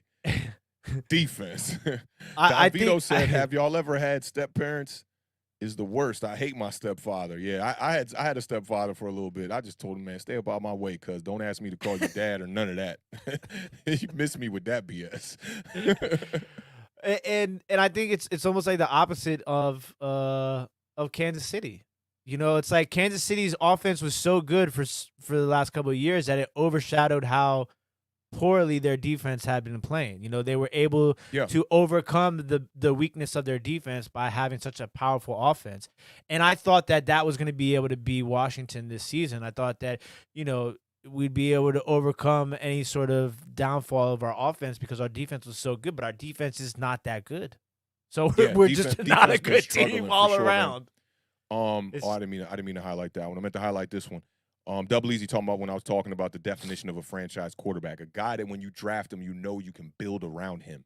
Not a guy you got to get all these pieces for. That's why I would say about 90% of the NFL, they don't have franchise quarterbacks. You can groom them into being a franchise quarterback when you put the right pieces around them. But even look at Tom Brady over there. He got weapons galore over there, bro. And DZ said that the Bucs have the number one rush defense. Then the Saints are number 2. And that's crazy that because the Saints were coming in the last week, 55 yards rushing a game. Ridiculous, man. Really ridiculous. I think Tampa Bay was like 54. So, like, you know, 1A, 1B, basically. Yeah, 1A, 1B pretty much. But that's a good point right there from Big DZ for sure. Yeah, it's a tough road, man, for Washington right now. They just have to they haven't had a complete all around like team win. And now actually Cleveland has jumped to number 2. So the Saints must have had a bad game because they dropped to 80.8 yards now per game. Tampa Bay sitting at 67, and Cleveland is at 80. I love Cleveland, man. I swear to God, Baker Mayfield is cooked, man. I promise y'all, he's cooked. Put another quarterback in that system, nobody could stop the Browns. I'm telling you. Healthy, at least, because they have been dealing with a bunch of injuries this year. But that team, man, first of all, Myles Garrett, and this is why I think the Cowboys going to make a good run, too, because the Cowboys, that defensive line is ferocious. You talk about playing fearless. You play up against the Browns, there's no way to play fearless up against Myles Garrett. And I feel the same way for the Cowboys with Randy Gregory, man. That dude, he on a mission. That's the type of tenacity that I don't see in Washington. Man, you don't see that on most teams, bro. Yeah, you don't see that on most teams. He doesn't look. There's times where he doesn't look human. Like, he looks like he's 7'3", first of all. He plays so tall, but he not necessarily like in a negative way because he's really good low. You know, he can get real low and get under you, but like when he comes up, it's like maybe it's because he's so good at getting so low that when he gets up after the low leverage, getting past the alignment, bike, like a motorcycle hitting that turn, that lean without falling and having that balance, man, and then being able to still stay ferocious and find these quarterbacks. Like you don't see pass rushers like that. That reminds you of old school pass rush. That reminds you of like Reggie White, Dwight Freeney. Who else was like that? Javon Curse off the edge, you know. Julius Peppers, Michael Strahan, you know, just people. OC was like that off the edge. OC's problem for me was that inside he wasn't as good of a pass rusher as he was outside. But he used to dip that shoulder, man, get to the quarterback, Justin Tuck. People that make the quarterback feel fearful, bro. That's what you got to do. You got to put – I played QB, and I don't want to see that guy. That's the guy I don't want to see, especially on my blind side, because now I got to keep peeking. I got to keep looking at him, making sure he don't got an edge on my left tackle. You know, and there's just not many players like that. And it seems to be that it's always a guy with a rough life. He been through the been wrung, been through the ringer. Man. You know, and then they give him a second chance, man. The sour. Facts. And some of these people, they ain't had the sweet ever. And it just makes them a very aggressive style type of player because I saw somebody in the chat talking about how Randy Gregory was another player that had a lot of trouble off the field and was given that second chance, man. Sometimes for the defense, you need those guys, bro. All these little players that look sweet playing the secondary, trying to look all cute and all this, man. Yo, go smack the quarterback. That's what I'm looking for. Find me them players that make plays, them Watts. Both Watts. That you could tell that's something in their DNA. It's like a Manning thing at quarterback. There's like 6 of them in the NFL right now. Yeah, man. You know, and I just feel like for us to judge defenses and be like, man, they top 10 and da-da, you got to compare them to the other defenses out there. When you look at even a defense that struggles like the Tampa Bay Buccaneers, because, yeah, they got the number 1 rush defense right now. Thank you for that, DZ. But their pass defense is awful. They've been struggling as far as the pass goes, right? To try to even compare them to a defense like the New York Giants or the Washington football team, it's not even close. It's not even close. It's night and day. Man, they've got tons of injuries over there too, though, man. You know, in the secondary as far as Tampa with the Bay Bucks, goes. yeah, yeah, and still battling, man. Yeah, still battling, and I mean, Tom Brady's the best quarterback in football right now. Yeah, and the Cowboys, they look at them, they're giving up a bunch of yards, man. But they make plays, man. They make big plays when it's time to make a big play. You look at that game against New England, the Patriots are giving them a great run for their money. And when it's time back against the wall to make a play, Trayvon Diggs out there getting interceptions. Easy money. You playing quarterback, you seeing that happen on the opposite side of the ball, you go get that helmet, you ready, bro. You playing for Washington, you Taylor Heineke, you out there running like a chicken with your head cut off, and your defense really ain't doing much. Aaron Rodgers just like, come on, man. Like, that's why I just feel like I was talking to Tim from Online Big Blue a little bit about this. I haven't got to his responses on Twitter yet, right? But he's like, yo, the Giants should go out there and go get Malik Willis, right? Every stream he talk about Malik Willis, right? And you know me, I don't watch a ton of college football, right?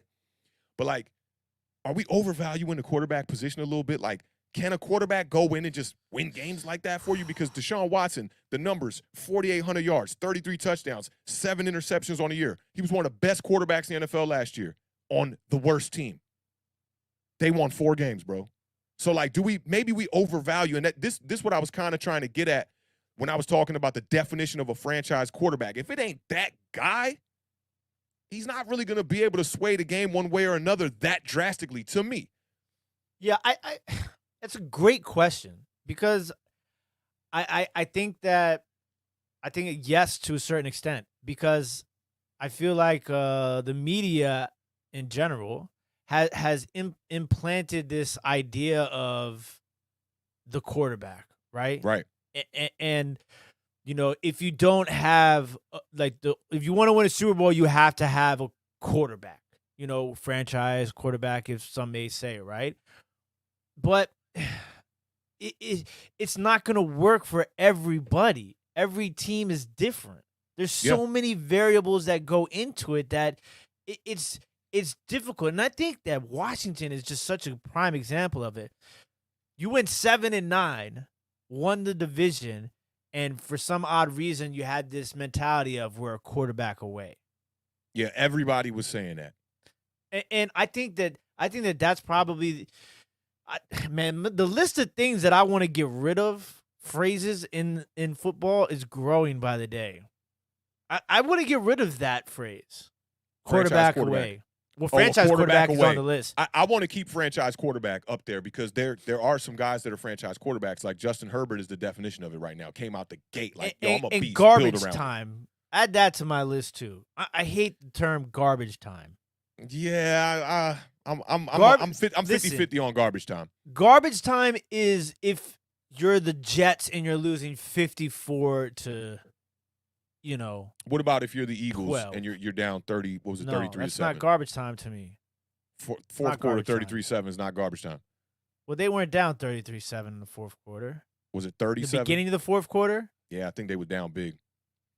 Because they didn't really start rallying until late in that game. They were down 33-7 at some point. I will give you that. But the final score finishes 33-22. It's 11 points. You know what I'm saying? It looked like a closer game than it really was, because they was getting their socks blown off in that game. If garbage time, if you're a starting player in the National Football League and you're playing in the fourth quarter, it's not garbage time. Yeah, it was. That's the way I look at it. It was 30. It was 30-7 entering the fourth quarter of that game. To me, that's garbage time for one simple reason, because it's hard to maintain that lead, because we talked about this a little bit with the Browns in the playoffs and a few other teams where it's like you get that big of a lead and now you're just trying to get to the locker room. So you in prevent defense, your offense is like, man, don't do nothing crazy here, bro. Don't try no crazy plays. We've seen teams come back from that and win, right? In the Super Bowl, yeah. We saw it against the Atlanta Falcons with the New England Patriots. It was 28-point lead in the fourth quarter. So and I think a lot of it has to do with because of the approach that Atlanta took. You gotta have good coaching in them situations, man. And there it is, right there for you. Yeah, it's super. Yo, coaching is more important than the quarterback, if you ask me. And Don Vito hates quarterbacks. He hates quarterbacks. Nah, that's Deezy. I ain't gonna put that on Don Vito. That's Deezy. But yeah, I think Don Vito's spot on with that, man. Like, the coaching is so important, man. The balance of the game, bro, is so important. Like, a good defense aids an offense so much. A bad offense can make your defense look so bad. If people don't really like to look at the field position, and people don't like to look at the time of possession. Y'all dominated in time of possession in this game, but you're right about that with Ron Rivera going for it on all those fourth downs. Now you're like giving your team less of a chance because when it comes down to it, and Giants fans know all about this. We play that game where it's like Daniel Jones can't make one mistake or we're going to lose the game. A lot of that is on the coaches, bro. Taylor Heineke should be able to go out here and throw an interception and still win a game. Yeah. You know, but you're when you're on a bad team, when he makes that mistake late in the game, you're looking at it like, man, you're now the quarterback is limiting my chances to win the game when in reality it's on the coaches. Keep the game closer because then we could be blaming the whole team. And that's really all I really wanted to get off in this segment was like, you got to blame the whole team in this. The defense didn't do a good job. They allowed Aaron Rodgers to all day long. Taylor Heineke didn't play his – not all day long. 2 drives. Taylor Heineke didn't play his best game, right? Don't forget the A.J. Dillon fumbled it when they were in their own territory to give y'all points. Yeah, a field goal. I finally decided to kick a field goal when you're down 2 touchdowns. Hey, he gave y'all 3 minutes left in the game. If he don't fumble. On, you got to be kidding me, bro. I'm not – I mean, dog, it's just the facts of what happened. Antonio Gibson could have lost one of those fumbles. Carter could have lost that fumble. Yeah. All these things could change the game, but that's why I don't like to rely on the ifs either. For me, when I look at y'all offense, I look at the exact same thing I look at when I look at the Giants offense right now. A quarterback who's playing with not a lot of help out there. And honestly, I like McKissick as a running back, but he doesn't pair well with Antonio Gibson because I feel like Ron Rivera has to find a way to make Antonio Gibson make those plays that McKissick makes and then bring in the true power back. Okay, you brought that up, and Kevin's mentioned this earlier in the chat. It just goes back to show me I felt like Washington, there were certain things that weren't broken that didn't need to be fixed, but they did. Like Peyton Barber was that guy. Yeah, he was he's like they just didn't know how to use him. Did you like Peyton Barber though? You think would you replace him? Not even replace him. Would you put him on the roster and put him at the number 2 over McKissick right now? Or kind of just use them all 3? I would use them all and that's what kills me too. It's like you got rid of Peyton Barber and you kept Jarrett Patterson, who was everybody's preseason darling. And I like the kid, I like the way that he runs. But he didn't even carry the ball once in the game. Yeah. It's like I like this one from Kevin right here too. Coaching is a factor, but nobody crowned Bill Belichick before Tom Brady. But nobody crowned Tom Brady before Bill Belichick either, though. It's this. It's this. Simpatico. You know what I'm saying? Like you have to have a good combination. I think that's what Andy Reid and Patrick Mahomes, they work well together. Yeah, and Andy Reid, that's the one thing I will commend him 1,000%. He's great with quarterbacks. I love what he did with Mike Vick. Mike Vick's best years were over there in Philly, but a lot of people kind of ignore that because the highlights were coming when he was in Atlanta. It's just you have to have a good chemistry between your coaching staff. Now E Suds just took that and made it into a bar. That's what it is. Yeah, that's it. Yeah, that right there. Coaches make players better. Players make coaches great. That's it right there. That's the recipe for winning. Cool, bro. Goosebumps, man. That's it right there. That's it. It's I don't think there's anything else you could really say to that doesn't make more sense because that's what coaches are here to do. Coaches are here to make the players better, right?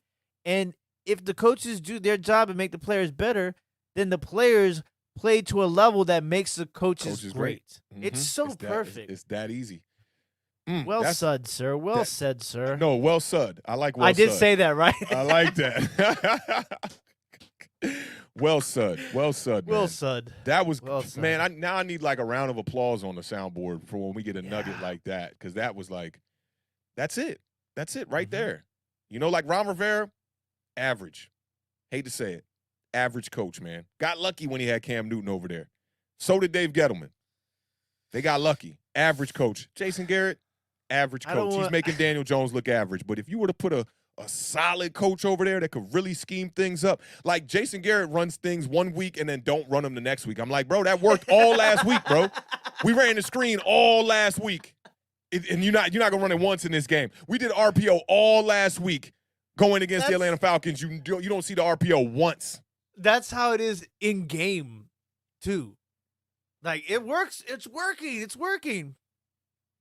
And what? What happened to that play that we was doing so well? He said it was Brady's first year and Belichick's second. Now, what I'm saying, though, is like Brady wasn't on nobody draft board. You see that picture of him at the draft at the combine with no shirt on? Looking like Mac Jones. And Mac Jones is balling out right now. Dare we say the best rookie quarterback right now? No. Who's better? They're all pretty much the same. I don't think anybody has really stood out. You got separated themselves. Go look at them numbers. Mac Jones up there in them numbers. Them passing yards looking real good. Well, yeah, that'll happen when you play the Jets twice before everybody else.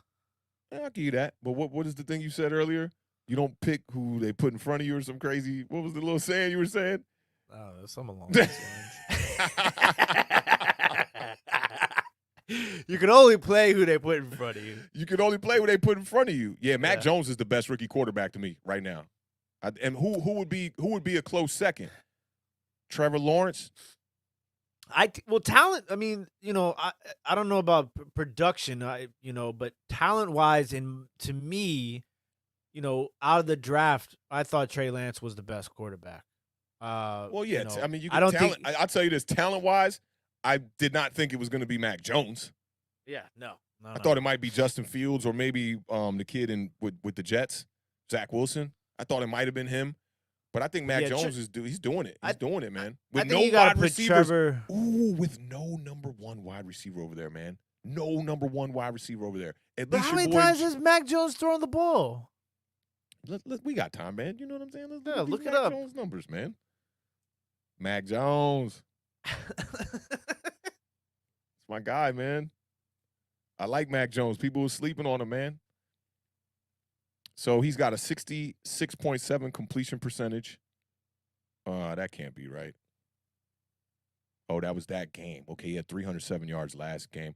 Okay, so these are too detailed of statistics. Okay, so on the year, 70.4 completion percentage, 9 touchdowns, 6 interceptions, and almost 1,800 yards. You want me to look somebody else up for some maybe a comparison reference? Because, I mean, who else besides Trevor Lawrence? I don't think Zach any Wilson, of them. Fields, and I don't think Trey any Lance. of them have positive touchdown to interception ratio except for Mac Jones. Mac Jones, yeah. I think everybody else Trevor has is 7 touchdowns, 8 interceptions, 1,465 yards, 59.7 completion percentage. It's Mac Jones, bro. Mac Jones. Yeah, but we'll see though. A lot of football left to play, man. We got 10 games left here, man. For some teams, 11 who just had their bye, so we'll see what it is. I'm glad you got to get off about your Washington football team, but what are you looking forward? I'm glad I listened to you a little bit too. Because I give you the outside perspective, man. And I love that about Daniel Jones. Like, I want to hear people hate on Daniel Jones and tell me what they don't like about him, right? And with you, it's kind of the opposite. It's like, I hate Taylor Heinicke. Well, I'll tell you what I like about him. What I think he does well, and that's, his escapability and his pocket presence is really good. He definitely doesn't have the strong arm. He's probably going to want to hit the weight room in the offseason for sure, but I don't want to make probably not going to take a chance on him. And I don't want to make it seem like I'm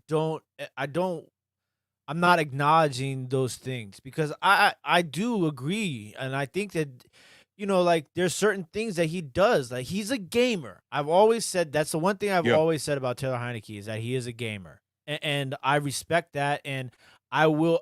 I'm not. You'll never see me be one of these people, except for Rex Grossman, that literally doesn't root for my team's quarterback. Because there are people out there that literally want to see their quarterbacks fail. And people, I think when a team is like spiraling out of control, like how the Washington football team was, and like how the New York Giants are, both are. Yeah, I think a lot of people are like, yeah, I want to see us tank. There are fans. I will always believe that we have a chance to make the playoffs until we don't. Yeah, okay? I mean, tanking is silly, and I would never put that on you. But the fans who want to tank, they want to see the quarterback do bad so they can get the high draft pick. Yeah, but it's never guaranteed. Like, all these people talk about all these quarterbacks. Let me tell you this too. When you're looking at quarterbacks, like you're thinking about your future, okay? Don't just look at the name that everybody is telling you to look at. Okay? Like, it's so easy to do that. You know what I'm saying? Like, I watch a ton of college football. You have to think about how many players play college football. Thousands and thousands and thousands. There's no way people who have normal day-to-day lives can have the time to look at all these quarterbacks. That's why there's people that specifically their job is to do nothing. And they still miss. They still miss on quarterbacks. You know what I'm saying? But it's like I like Malik. I think he's a talent. You know what I'm saying? You know what I see in Malik? He's a playmaker, right? And I don't watch a lot of college ball. We always talk about this, but I always tell you this, yo. The speed, right, of the NFL and the speed of college is very different. And question marks that had to do with Jamar Chase at wide receiver had to do with the speed of the game, which he completely proved me wrong on that. That's what I'm questioning about Malik Willis. When the speed get faster, is he going to be able to do all that? When the defensive ends are doing what the linebackers do in college, and they're running 4.5s. You see some defensive linemen now running 4.4s. I forget. Montez Sweat, 4.4. Okay? When that guy's coming at you, can you still make those kind of plays? Which that's what I question. And then you have to see them play in the NFL to see if, one, they have the physical ability to move with the speed of the game, and mentally if they have it as well, which Mac Jones, I think it's translating for him. You saw a guy in college that he used to get hit a lot. He would get the ball out just barely and get hit. And the same kind of deal is happening with him in the NFL, but I do think he is seeing some success, so you know that you're going to have to build an offensive line around that kid. To me, it says very blatantly that he is not a franchise quarterback simply because of that. Just because I'm saying he's not a franchise quarterback does not mean that he can't excel and be a top 5, top 10 quarterback in the league one day, but it just means that you got to build around him. And this is the thing is that, like, he plays at Liberty, bro. Right. He's played at Liberty. Like, I hate to say it, but I mean, there's a very select, small number of quarterbacks that can come out of schools like that and perform at the elite level. Joe Flacco, Dak Carson Prescott. Wentz. No, Dak Prescott went to an SEC school. Where did he go again? I thought he went to a small State. School. Mississippi State, okay. Yeah, he played in the SEC. He played against what about top Carson tier. Wentz? Carson Wentz to North Dakota State, same place Trey Lance went to. Yeah. And Joe Flacco went to Delaware. Yeah, Joe Flacco was one of them. That's it, basically. Duke, boy Daniel Jones. Yeah, I mean, that's barely a Division I. Right, when you talk about football. Yeah, but I mean, he did play against, top tier competition, Clemson, and the athletes are at a different level. You know what I'm saying? And Margie wants to know, I've always been a fan of Daniel Jones. I like his intangibles. I think he just needed a little bit more time. I believe he was like a lot of these quarterbacks. I think he got thrown into the fire too quick. I would have liked to have seen him sit behind Eli a little bit longer, just to kind of learn those ropes, because it wasn't like Eli's pretty much gone after he gets benched. You know what I'm saying? Like, it's just, there's not even like a time period of like being able to soak in the knowledge. And then it's difficult too, because you got to think about this. Daniel Jones has gone through how many offensive coordinators? You know what I'm saying? Two different already ones now. Mm-hmm. And then you count the last one in your college year, so it's like 3 coordinators. I don't like when they do that. I'm gonna keep it funky. I don't like when they do that. Yeah, I mean, I understand. Because we're not gonna say that about Justin Herbert. I mean, shoot, Justin Herbert. Nobody. Listen, I was on an island for so long when I was talking about Justin Herbert, and it just goes back to show you the pundits. You know what I'm saying? Like, it's like. But they were saying he should. If he would have came out a year earlier, he would have been higher in the draft.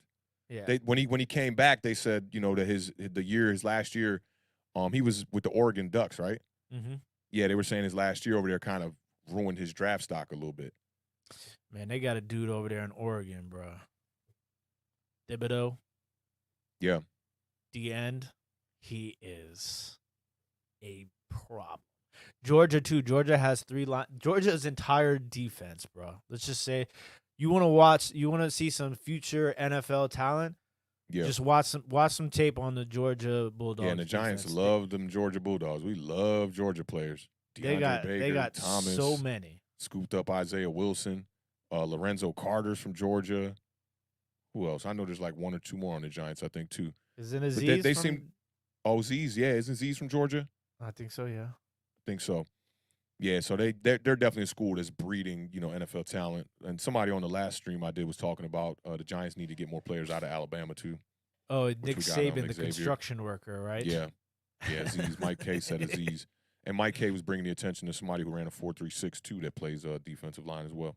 So, I mean, everybody getting faster. And for me, it's like I can't tell. It's like watching for instance, if you look at like a Acura NSX in a race against like a bunch of Honda Civics or something, that Acura NSX is going to look like it's balling. Go out there and bring out some Ferraris and some Lambos. That NSX is going to look like it's crawling. So, for me, it's like I have to see the talent in the NFL before I can really gauge it. And then also like the stature of these players too. You see some guys come out of college, they look like they're taller, bigger quarterbacks, and then you see them on the field in the NFL, and you're kind of like Zach Wilson looks like he shrunk to me a little bit in the NFL. He looks like a smaller quarterback. Like Trevor Lawrence looks like an NFL quarterback just by looking at him. Yeah, a little bit. Like a little bit. He because he's got the muscle mass on him, for sure. He looks a little shorter to me than he did in college as well. Because everybody bigger, everybody taller. You got to look over that line now, and that's a lot of the reason why Taylor Heineke's throwing all them high passes. Sitting in the quarterback sitting in the pocket at 6 foot is not tall. That's why you got to commend guys like Russell Wilson, Drew Brees, and all these other short quarterbacks that did it. They are at a disadvantage. Kyler Murray, bro. Dare I say he got one of the best arms in the NFL? You see some of them passes. Did you see the touchdown pass that he hit Zach Ertz with? Golly, right over, and he looking like he's 5'4". A video game. He's a video game. And those are them generational talents. He's a guy that comes out, and I know a lot of people probably were like, if I had the opportunity to draft him, I might not do it just off the strength of his height. Bruh, listen, if you get drafted in the top 5, top 2 in 2 sports, I mean, come on. Yeah. Like it wasn't like some of these guys who are like, they got drafted by the Yankees in like the 36th round. Kyler Murray was literally like top 5. I think it was a second pick in baseball draft by the Oakland Athletics. Yeah, and you can tell by the way his mechanics are, he throw it like a baseball. A lot of people forget about this. Like there was a time where people were like, is Kyler Murray not going to play football? Yeah. Like it was a makes me think about Charlie Ward, man, because Charlie Ward won that Heisman, and I was like, if this dude goes and plays basketball, he's an idiot. He went and played basketball. He actually had a 15 years, a good career. Yeah, solid career. He was a good point guard, man. And that guaranteed money too, not that NFL money. Yeah, which NFL money should be guaranteed, man. They putting their lives on the line for sure. Was Russell Wilson a baseball guy? Yep, Russell Wilson played baseball. Yeah, he got drafted twice. I think he got drafted. He went to a couple of spring trainings before finally giving it all up for football.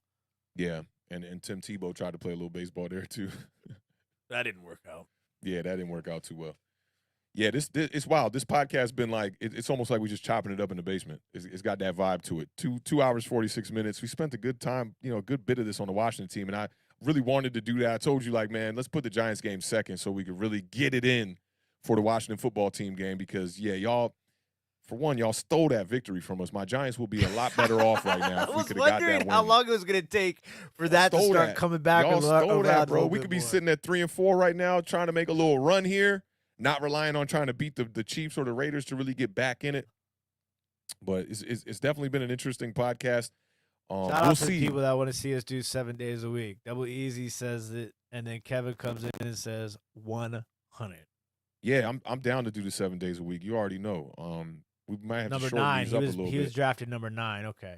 Number 9 in MLB. Word. Number 2. Shout out to M626M. Haven't seen M626M. That's kind of a tongue twister in here too much, man. But we appreciate you being in the building, dropping a couple nuggets for us, bro. For sure. So, man, we can we put the bow on this one? This was a good one. Yeah. And I wonder how many episodes are we at now? Are we getting close to like 150, 200? You know what's kind of wild, bro? We've only been doing the show now for 2 months. It feels like we've been doing this show for about 9 months of this football season. 2 months this season. I should preface by saying that. But it's only been 2 months. We're just getting through the second month of football. Listen, I really want to do, a mid-season show. Just For do sure. a little. I want to look back on our predictions. I still have my paperwork over here. Yeah, your predictions was crazy. You was Were so they- high on Washington football team. Absolutely, You man. were about And 2 I've never steps. been like that before. Never. Yeah, well, never. Not since we started the podcast. Yeah, I'll give you that because back in the day, I as an swear it was like adult. every year y'all like we going to the Super Bowl. RG3. RG3. RG3 could have been it. Away. RG3 could have been it. RG3 That definitely hurts. could have been it. Yeah, man. I And don't then you like see him people with the who- Ravens, and he would get a couple shots, with He's another with guy. Lamar Jackson I was like, kind of on the bench sometimes, and he would just not. He didn't look good. he was another guy I was like emotionally attached to. Yeah, for sure. I'm Like, telling you, man, African American quarterbacks in DC, there's always that attachment because of Doug Williams. It's really the last time we saw success out of your quarterback situation for real. Because Mark Rippon was all right. Shout out to Mark Rippon. I mean, He was just all right. Gus Frerotte won a couple games for y'all, too. Jason Campbell was trying. He was trying. and Jason Campbell never had the physical abilities, I feel like. I love Jason Campbell too. Remember he was with another team before y'all, right? Y'all didn't draft him, right? we drafted him. Oh, y'all We did draft him, so he the went to same year Chicago we or whatever drafted later. Carlos Rodgers. Both Carlos of them came Rodgers out was of a good player. Auburn. He just had brick hands, Carlos Man, Rodgers. those and that's why he's playing defense, bro. It You're a was wide so receiver bad. who can catch. Once a game, you'd be like, "Oh my god, dude, that was like a gift interception. Come on, man." Yeah. So yeah, All there the was, time. and then Patrick Ramsey. I really liked Patrick Ramsey, Nah, and I was by myself in that one. Patrick that Ramsey was dude- Tennessee, right? Came out of Tennessee. Tulane. He was a trooper, man. That guy was a trooper because you want to talk about some sacks. That dude was, I don't know, somebody should probably check on him now and see how he's doing because, Yeah, he's getting jacked up. bruh, he was probably got sacked 70 times in a season. One of those He years. wasn't at the top when I was looking at, the David Carrs Top and the sacks Randall for the Cunninghams. season. He wasn't top 3, top 4.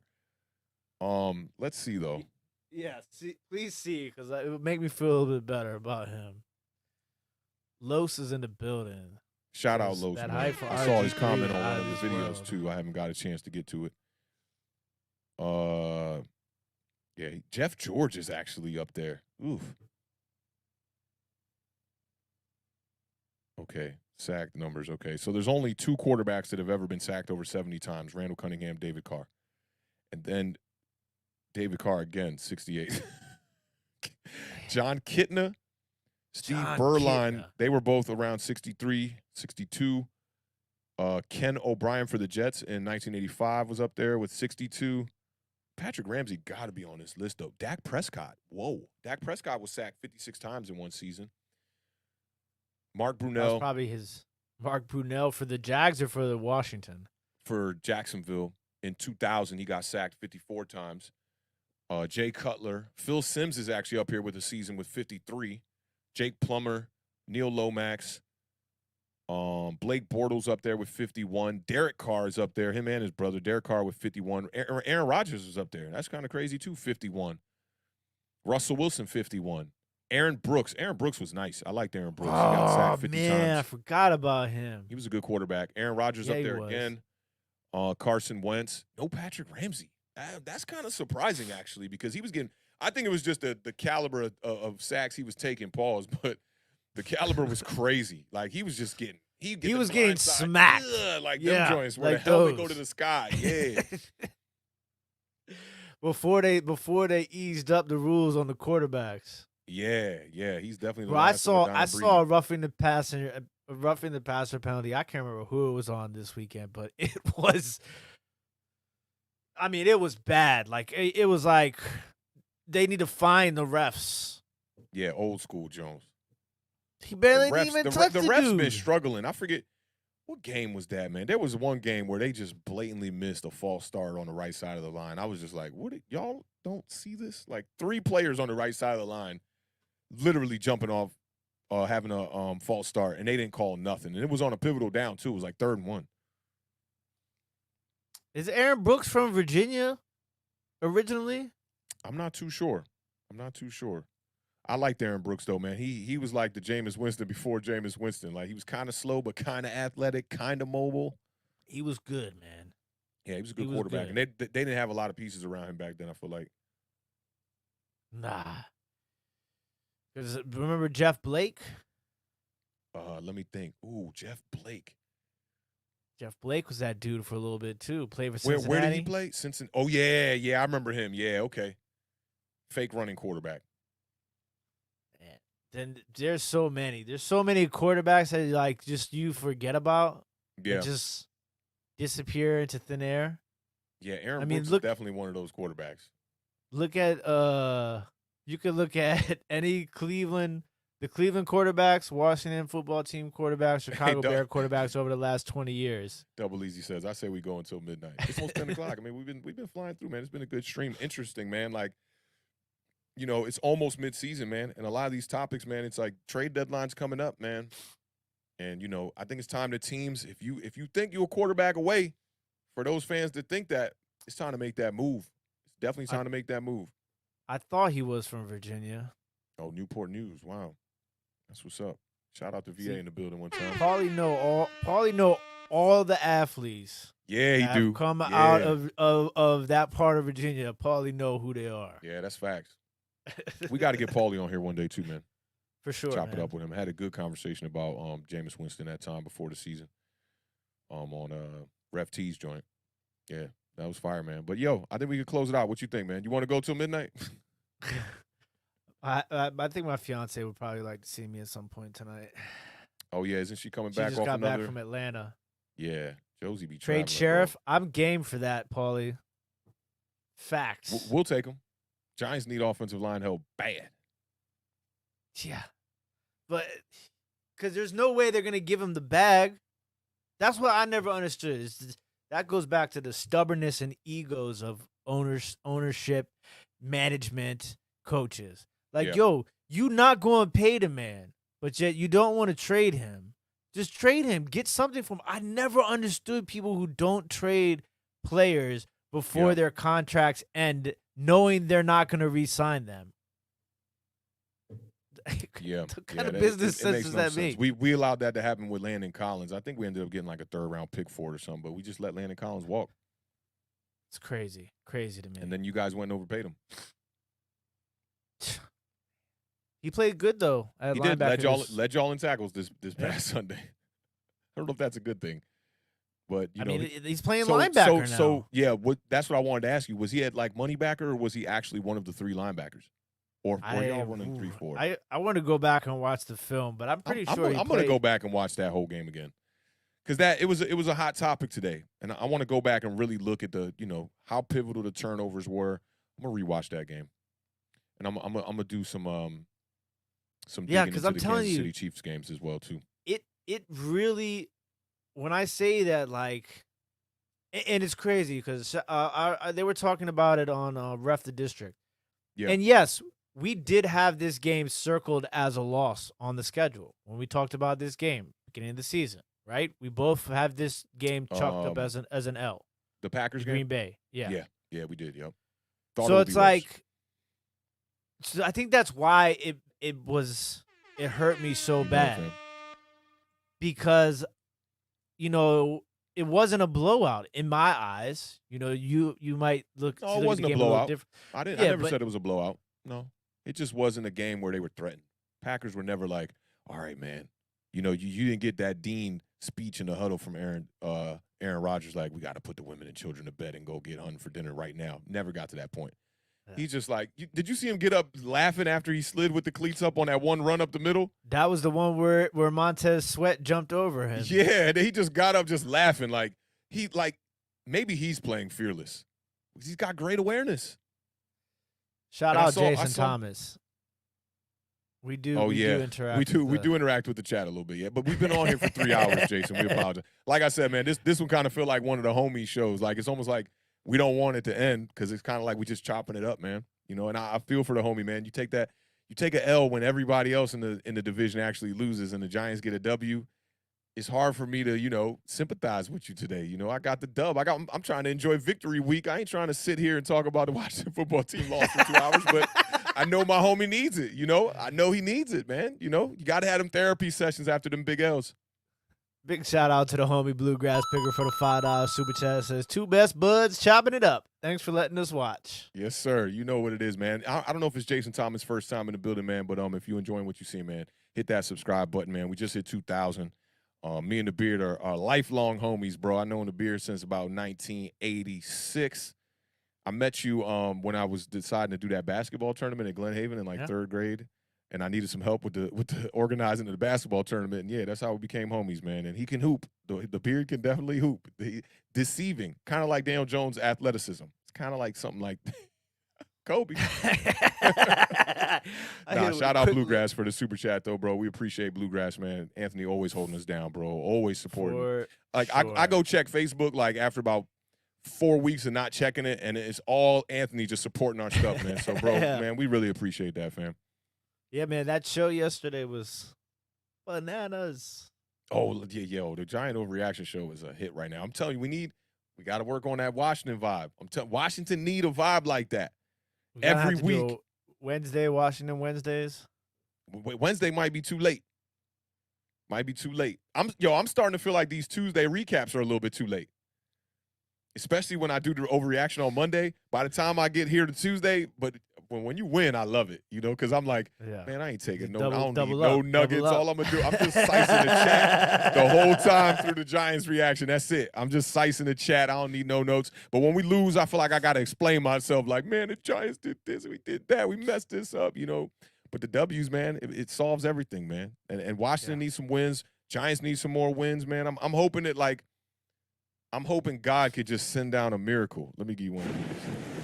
Just bless the New York Giants and bless the Washington football team with some unexpected W's. And then week 17, we could come down to the wire and have something to play for, and then we could go to that game. All the Giants content creators are going to that Washington game week 17. I've been pumping the brakes on buying them tickets, bro. Knicks are good, Paulie. Knicks are good.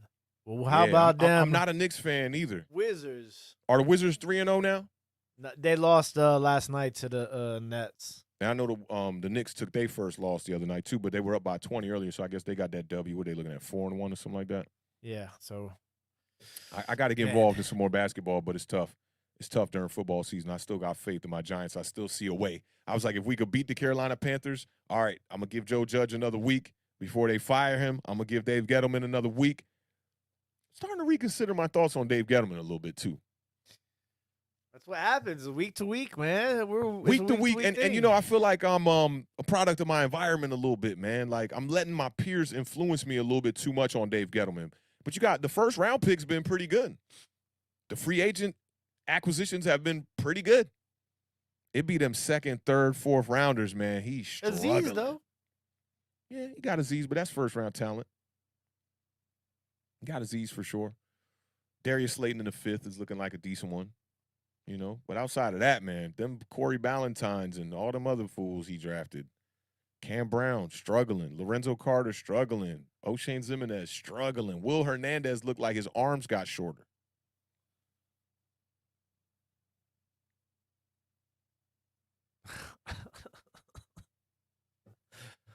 Oh, man. Monday night game got delayed by Thunderbolts and Thunder. That's very true. And what do they say? They say when you hear thunder, there's lightning to follow it. Yeah. Yeah.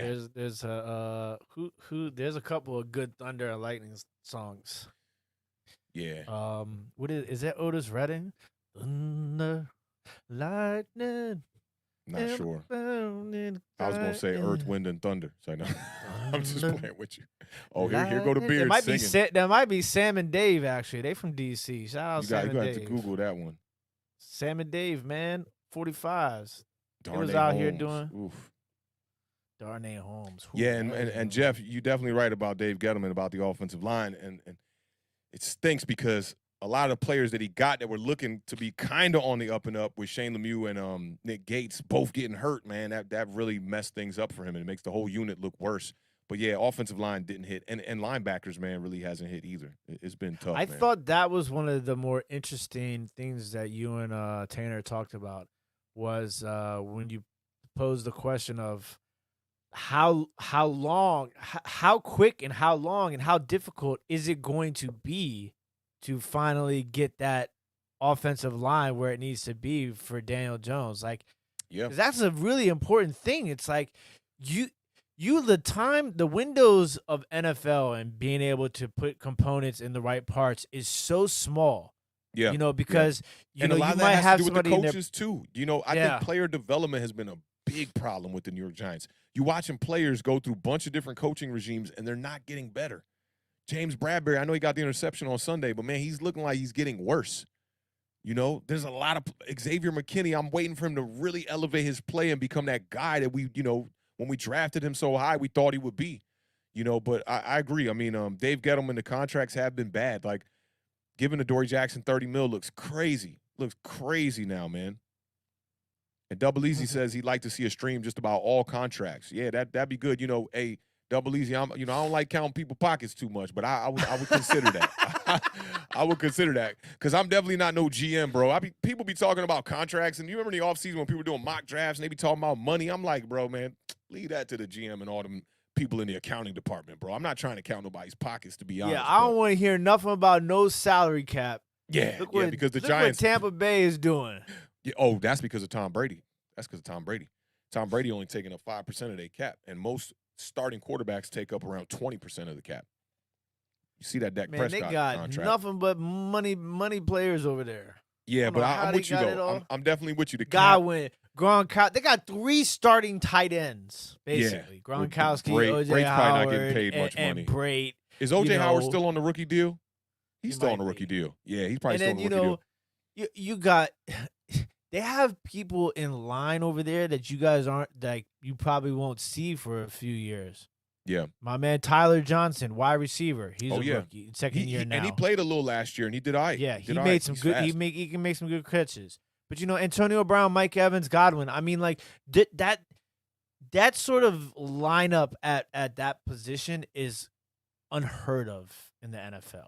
Yeah, and that's why I've been hammering this point. Quarterbacks need to find a way to take less money. Like this whole – like when Joe Flacco was getting paid big money, I know he won a Super Bowl. But you got to just use your eyes, bro. Joe Flacco, Eli Manning was the highest paid quarterback in the NFL at one point. I thought that was ridiculous because the contracts just keep going higher and higher and higher. But we got to look at, like, when it comes time to re-sign Daniel Jones, bro, I don't want to see him talking about no top dollar. Same thing with Saquon Barkley. And that's the thing, too, is like it's difficult because a lot of times some players are getting paid for what they did and not for what they're doing. Yep. And it almost makes more sense to just do what the Cardinals did. I see somebody talking about the Cardinals, how they got it right. You try one quarterback, it don't work, man, just draft another one. Go 4 years. If it ain't working, draft another one. Bring them in because these young kids are showing that they can come right into the league and play sometimes when they're a franchise guy like a Justin Herbert or like a Kyler Murray. So I don't want to see these big contracts no more, bro. Like, it's getting ridiculous. Like, when Ezekiel Elliott signed that contract, I'm like, dang, like I know Zeke a beast, but man, you getting a You're not. That's the last one. That's the last one. You're not going to see any more running back contracts. And then think about Le'Veon Bell when he went to the Jets, signed a crazy deal. He ain't been the same since. That go to show you what a coach can do for a running back, let alone a quarterback or any position. You saw Mike Tomlin. This is gonna be my last subject. You saw Mike Tomlin's press conference interview. Amazing. I loved it. Loved it. He said no college team got a blank check big enough for me to sign it. That's what I'm talking about, dog. He said, never say never, but never. Never. Right. I loved it. Yo. He said, I don't see y'all asking Sean Payton and Andy Reid these questions. I was like, yeah, you a boss, bro. And then he did what it is.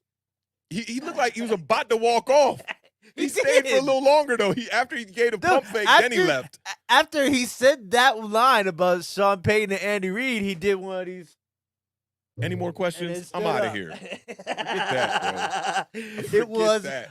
Man, I wish we had cameramen amazing. that could, like, pan the cameras because I be seeing Pat McAfee.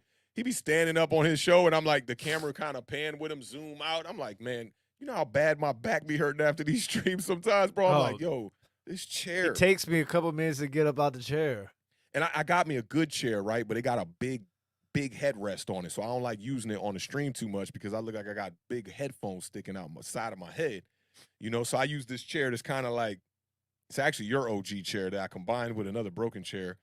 Makeshift made me a decent chair, but man, the bottom of this chair is just, it ain't nothing like my real chair. The ergonomic chair is where it's at. I mean, I got a little. You over there on one of them foldable chairs? Nah, I ain't got the AA chair, man. Hey, you remember when Miss Kelly had like all them computer chairs over there? Y'all had like 14 computer chairs in the basement. I don't know where your mom got all them computer chairs from the Kennedy Center. Oh, good old Kennedy Center bargain, man. Man, that bargain. Yeah, that was a nice bargain, man. But yo, we reached the 10:10 mark. I think we should close it out. I know you got to get with Josie. I got to eat some dinner here. Appreciate the 40 still in the building right now, yo. This was a cool stream, man. I hope you feel better than you did coming into the stream because it was tough for your Washington football team. Tough sledding for y'all on Sunday. Glad my Giants could get the victory, man. But it wasn't quite a rant. It was more like a session, It was like a session. It was a cipher. I liked it. I definitely was digging it, man. But for all the new viewers out there, man, if you digging the content, make sure you hit that subscribe button. We're on our way to 2,100 right now. Yo, let's set a mark, Tim. I've been following this one homie on YouTube. It's called One Poor Man's Podcast, where he just keeps track of like current events, and he sets goals. He started his channel at the beginning of the pandemic, and he had a goal. It was a high goal, 40,000. He's sitting on like 150K right now. So let's do this. Oh, I love you too, Maria. I appreciate you being in the building one time. Thank you for the Costco run you just did with Gretzel and bringing her back home. I appreciate that, y'all. But let's set a goal, man. End of the season. I'm gonna keep it like not too crazy. Let's go 5K, bro. By the end of the season? End of the season, 5K. Let's do it. I'm all about it. And moderators, day ones, y'all know we couldn't do this without y'all. It was only 4 people in the chat. Chopping it up with your boys Awthentik and the Beard, man. Hey, we got big love for you too, Double Easy. I know you a new subscriber. You've been chopping it up with me heavy on Twitter. Love the engagement, my dude. I see Lax044 in the building. Carl Wilkinson in the building. And he reminded me, let's get some biceps in the chat one time before we get up out of here. Y'all know what it is. I'm trying to get there. I'm trying to get there. You know what I'm saying? I'm trying to get there, man. You know what I'm saying? Oh, my God, Maria, you didn't have to do that. Oh, she gets the song, though. Big shout out to Maria for the $20 super sticker. It's a super sticker. Super sticker. That sticker super, yeah. We only had like 2 of those all year. Wow. Super sticker. Super sticker. Maria got the remix, super, though. Yeah. Hey, so y'all don't know this, right? But like the Beard, he a big fan of the group Cameo. So like we would be out back in the day, and he would just give you like a cameo ad lib just out of nowhere. Just, ow. Wow. Just out of nowhere, yo. Hey, Jason Thomas said you just lost 2 subs to the super sticker. Hey, if the Beard can't sing on Awthentik and the Beard, he can't sing nowhere, bro. You know what I'm saying? So we welcome the tunes here, bro. We welcome the tunes, man. And, yo, we're working on something where we could bring up a lot more of people in the chat, some roundtables, man, because I want to hear y'all opinions on this too. And I like to match faces with the names. Like when I went out to the Fan Fest and I saw a lot of the homies, man, just seeing them in person, I was just like, oh man, you look way different.